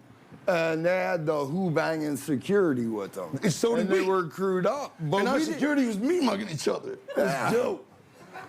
Maybe they just felt tension. Yeah, I remember the other motherfuckers talking about, like, you know what I'm saying, because it was like impossible to get buses in there and shit. They're like, oh yeah, we just took the helicopter over here. It's like, get the fuck out of here. I remember the thing that was happening, because I believe we were talking to Fieldy, the bass player. Yeah. We were talking to Fieldy, and the conversation was not going smooth. Yeah. It was awkward. It was like we were both speaking different languages. like our security was kind of standing up against their security and shit. It was starting to bubble a little bit. It was just weird. It was an awkward moment. And we're like, hey man, we just wanted to apologize for dissing you guys on our last record. And they were like, what diss? And we're like, oh, you didn't know about it? And they're like, no. And then so we started telling them. Of course, not everybody rise. And it was like, they never heard of it. So then they getting, salty about it at the moment. And it was just all bad. And we were trying to apologize, but it ended up being like a standoff of some sort. So anyway, that sucks that they took it like that. Yeah. They didn't know. Because that's not how it was meant to be. No. We wanted to squash the beef, swing off their nuts a little bit, and maybe get invited on tour. Yeah. Anyway, I hope that the guy I did the interview with, I told him, we talked to him again, tell him that's not at all what we were trying to do, and it sucks that they took it like that, Yeah. But yeah, I was just talking about that. That was great, right? We had the trucks, the buses wrapped. It looked like fire. We rolled in looking dope, man. And we drove right through Woodstock, like literally Your bus across had the to cut grass through motherfuckers to get backstage. of the whole acres and acres of Woodstock. Well, how dope was the ride to get to Woodstock? We were hyped. Every truck stop was mass ninjas everywhere. On the way to Woodstock. Yeah, There was the only bone about Woodstock was we had to cancel all those dates in Texas, and it kind of fucked us up with Texas for a minute. You know what I'm saying? Yeah. But we got What are your nothing but memories of the Texas love. gathering? Gatherings? Oh, a lot of work. Yeah, that's all you But remember. great times. I think the gathering's the best thing you could give to your fans. How come you never came back? Alcoholism. That damn juice. Yeah. Got off it though. Good, Got hey, off- me too, Got guy. off the sleeping pills. All got off the everything. Salmonex? Yes. All right. So I'm doing good. Good for you, man. Super good for you, man. Fuck that. Yeah. What are you doing now? Being married and growing weed. Yeah. What else would he be doing? How long you been married? With You got an any 8-year kids? degree. No, I don't have any kids. I got 4 stepchildren though. You know you're supposed to fuck her, right? Yeah. Yes. Who? Your wife. Oh, I thought you were talking about the stepkids. I was like, what is No. How long you been married? A year. A year. You still got time. Yeah. You gonna knock her up? You gonna have kids? Probably. Yeah.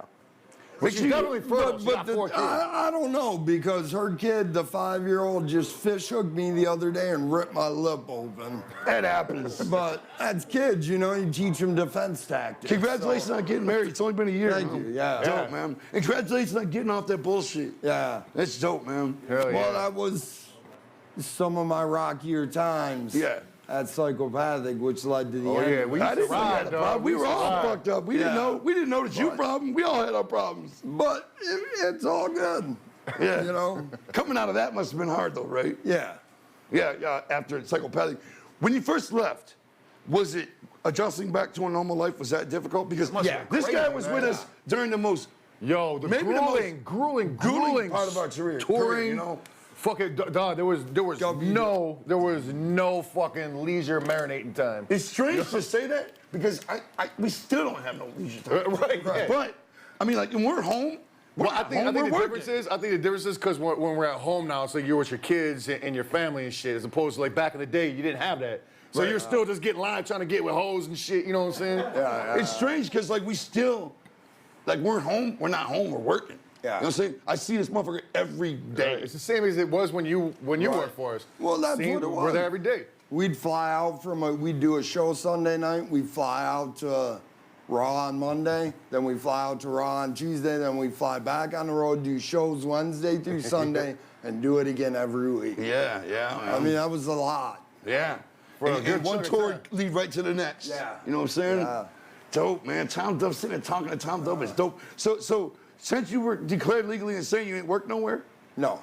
Fucking sweet. You just get a check? Well, I work for my dad because you get paid on like the we table. grow medical marijuana for medical patients. How far is Big Rapids? Man, it's 3 fucking hours. Man, fuck that. Ain't a drive. Come back. Yeah. Come back to Psychopathic, I Doc. commute 6 hours every day. 3 hours ain't shit. 3 hours here, 3 hours back. It ain't shit, dog. Joey lives like 2 hours from Word up, Psychopathic. dog. He makes Manny drive him all the time. Yeah, Manny fucking loves me. Yeah, I love him. Cause I don't got a license or nothing. 4 hours. You don't got no I blew that way back in the day, guy. I blew that a long time ago. Man, you gotta at least come back to like the annual events. You know what I'm saying? Yeah, definitely. Like We got to get you back in the ring wrestling Hornswoggle again. Yeah. Are you in shape? Could you get in the ring right now? I could get in the ring. I'd say I'm ring ready. Yeah. Wow. So Do you have any?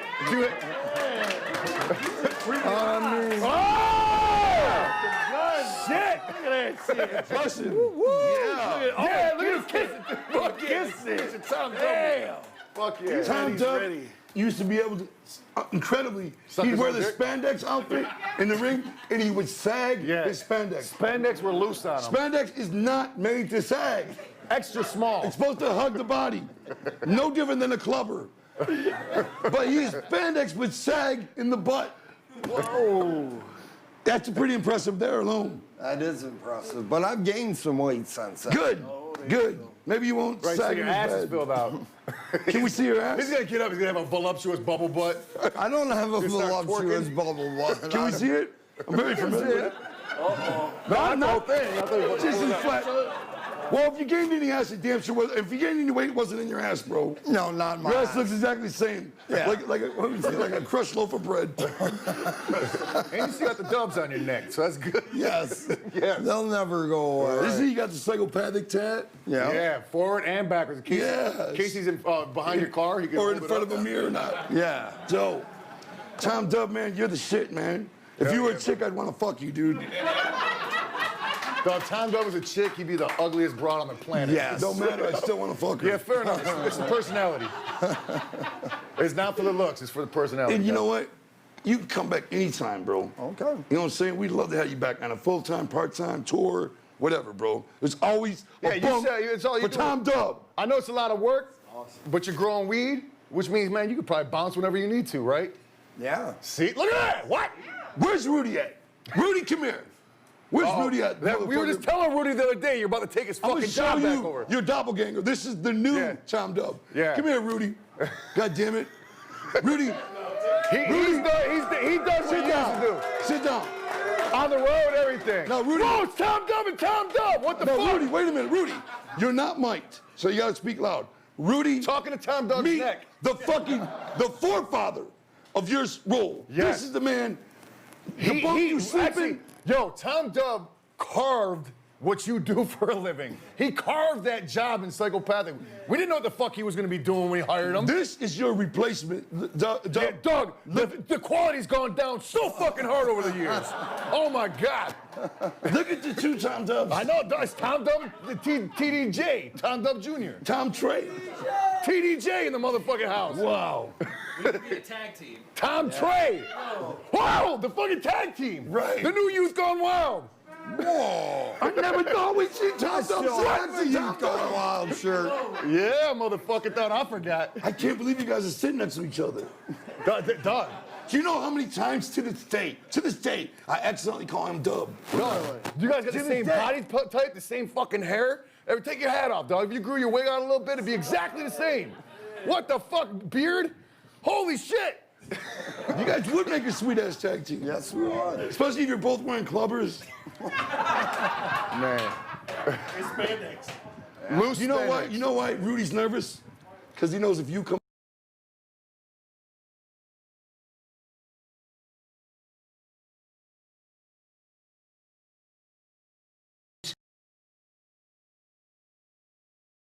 This is called the pecking order, Rudy. You owe. I think you should say some words to Tom Dub.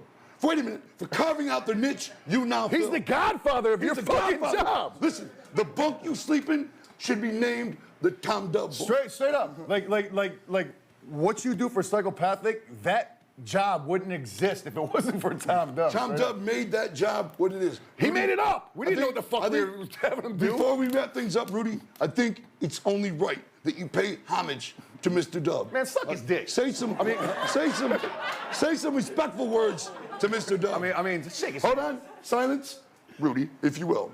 You might want to get on a knee or something. No, not necessary. He was gonna too. I know, not necessary. Just go ahead and praise the Dub. Thank you, Mr. Dub.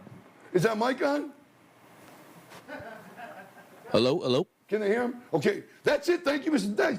Not acceptable. You praised the man. Talk about how you've looked up for him. You've heard the legend. Dub, grab the back of his head. Come on, man. You hear that? You just said thank you, Tom Dub.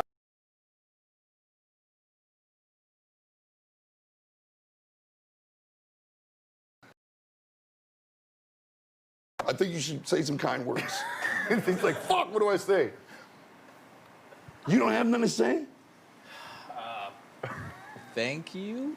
Give me that microphone. You got a mic. Give me that mic. I got a mic, but I'm going to use it anyway. I'm going to say what you're supposed to say, all right? Tom Dub. Tom Dub. Girl, I love you. Tom Dub, to stand here before you, this is Rudy talking, all right? Tom Dub, to stand here before you is a fucking catastrophic honor. I can only wish to fill your shoes, even a toe in your shoes. I would be honored and happy and totally satisfied if I could fill even a toe Pass the mic. of your shoe. Be Rudy too. Tom Dub, man. If it wasn't for you, I wouldn't be shit. I still ain't shit. I mean, I really ain't shit. But I'm the little bit of the shit right now because of the fucking path that you made for me, Tom Dub. So God bless you. Thank your soul, your heart, and your fucking parents for having you. That's how fucking awesome you are. That's what you should be saying. Tom Dub, I've heard about you my whole life, and I just gotta say, although I've studied photos and footage of you for years, trying to imitate and mock your movements, but sitting next to you on this couch is an honor, and you are unbelievably more attractive in person than on any footage I've ever seen, and it's hard for me to contain my inner hormones. Tom Dub, Rudy here again. Straight up, my dad loves you more than me. He says I ain't shit, but he said you're his real son. Rudy here again, Dub. Tom Dub, you are my father. You are. He could be. When we were in fucking, where'd you live upstate New York? What was the name of it? Lake Luzerne. Remember when we were up at fucking Lake Luzerne? Tom and you Dub, met that bitch at the bar? Tom Dub, It's his mom. Tom Dub, you are my father. Whether or not you're my blood father doesn't matter because you're a father to my style. You're the father to my swag. You're the father to my job. And without you, I would be a feeble, useless, nobody bitch. With a handsome face. Not even merely as a molecule as handsome as yours. That's Rudy speaking to Dub. Yeah, No, thank you, you've done your job. Give it up for Rudy. All right, get out of here. I don't want it. Get out of here. Quit stealing Tom Dub's shine. See, now Dub would already had that mic in the back. Tom Dub, we would love to have you come back and replace Rudy anytime. Fuck yeah, dog. Rudy's so stale. Hey, it's okay. When you're old like me, and you're a dog lover like I am. He's like fucking 82. You've had several dogs. Okay, I've always been a dog lover. And when I get a new dog, all right, that dog's job is to respect the old dog. Right. Because the old dog has seniority over the new dog. So when I see a new dog like fucking with the old dog, snatching his bone and shit like that, I'm always like, no. You know, you give it up to that dog. You know, that dog paved the way for you. You know what I'm saying? Yeah. And that's the young dog, and you're the old dog. Yeah. You're my dog. Give it up for Tom Dub! Come back anytime, Tom Dub. Thank you, everybody! We thank everybody for tuning in. Give it up to the one and only Ultra Unit! Yeah! Tom Dub, you're the shit, brother. Come back anytime. Come back anytime.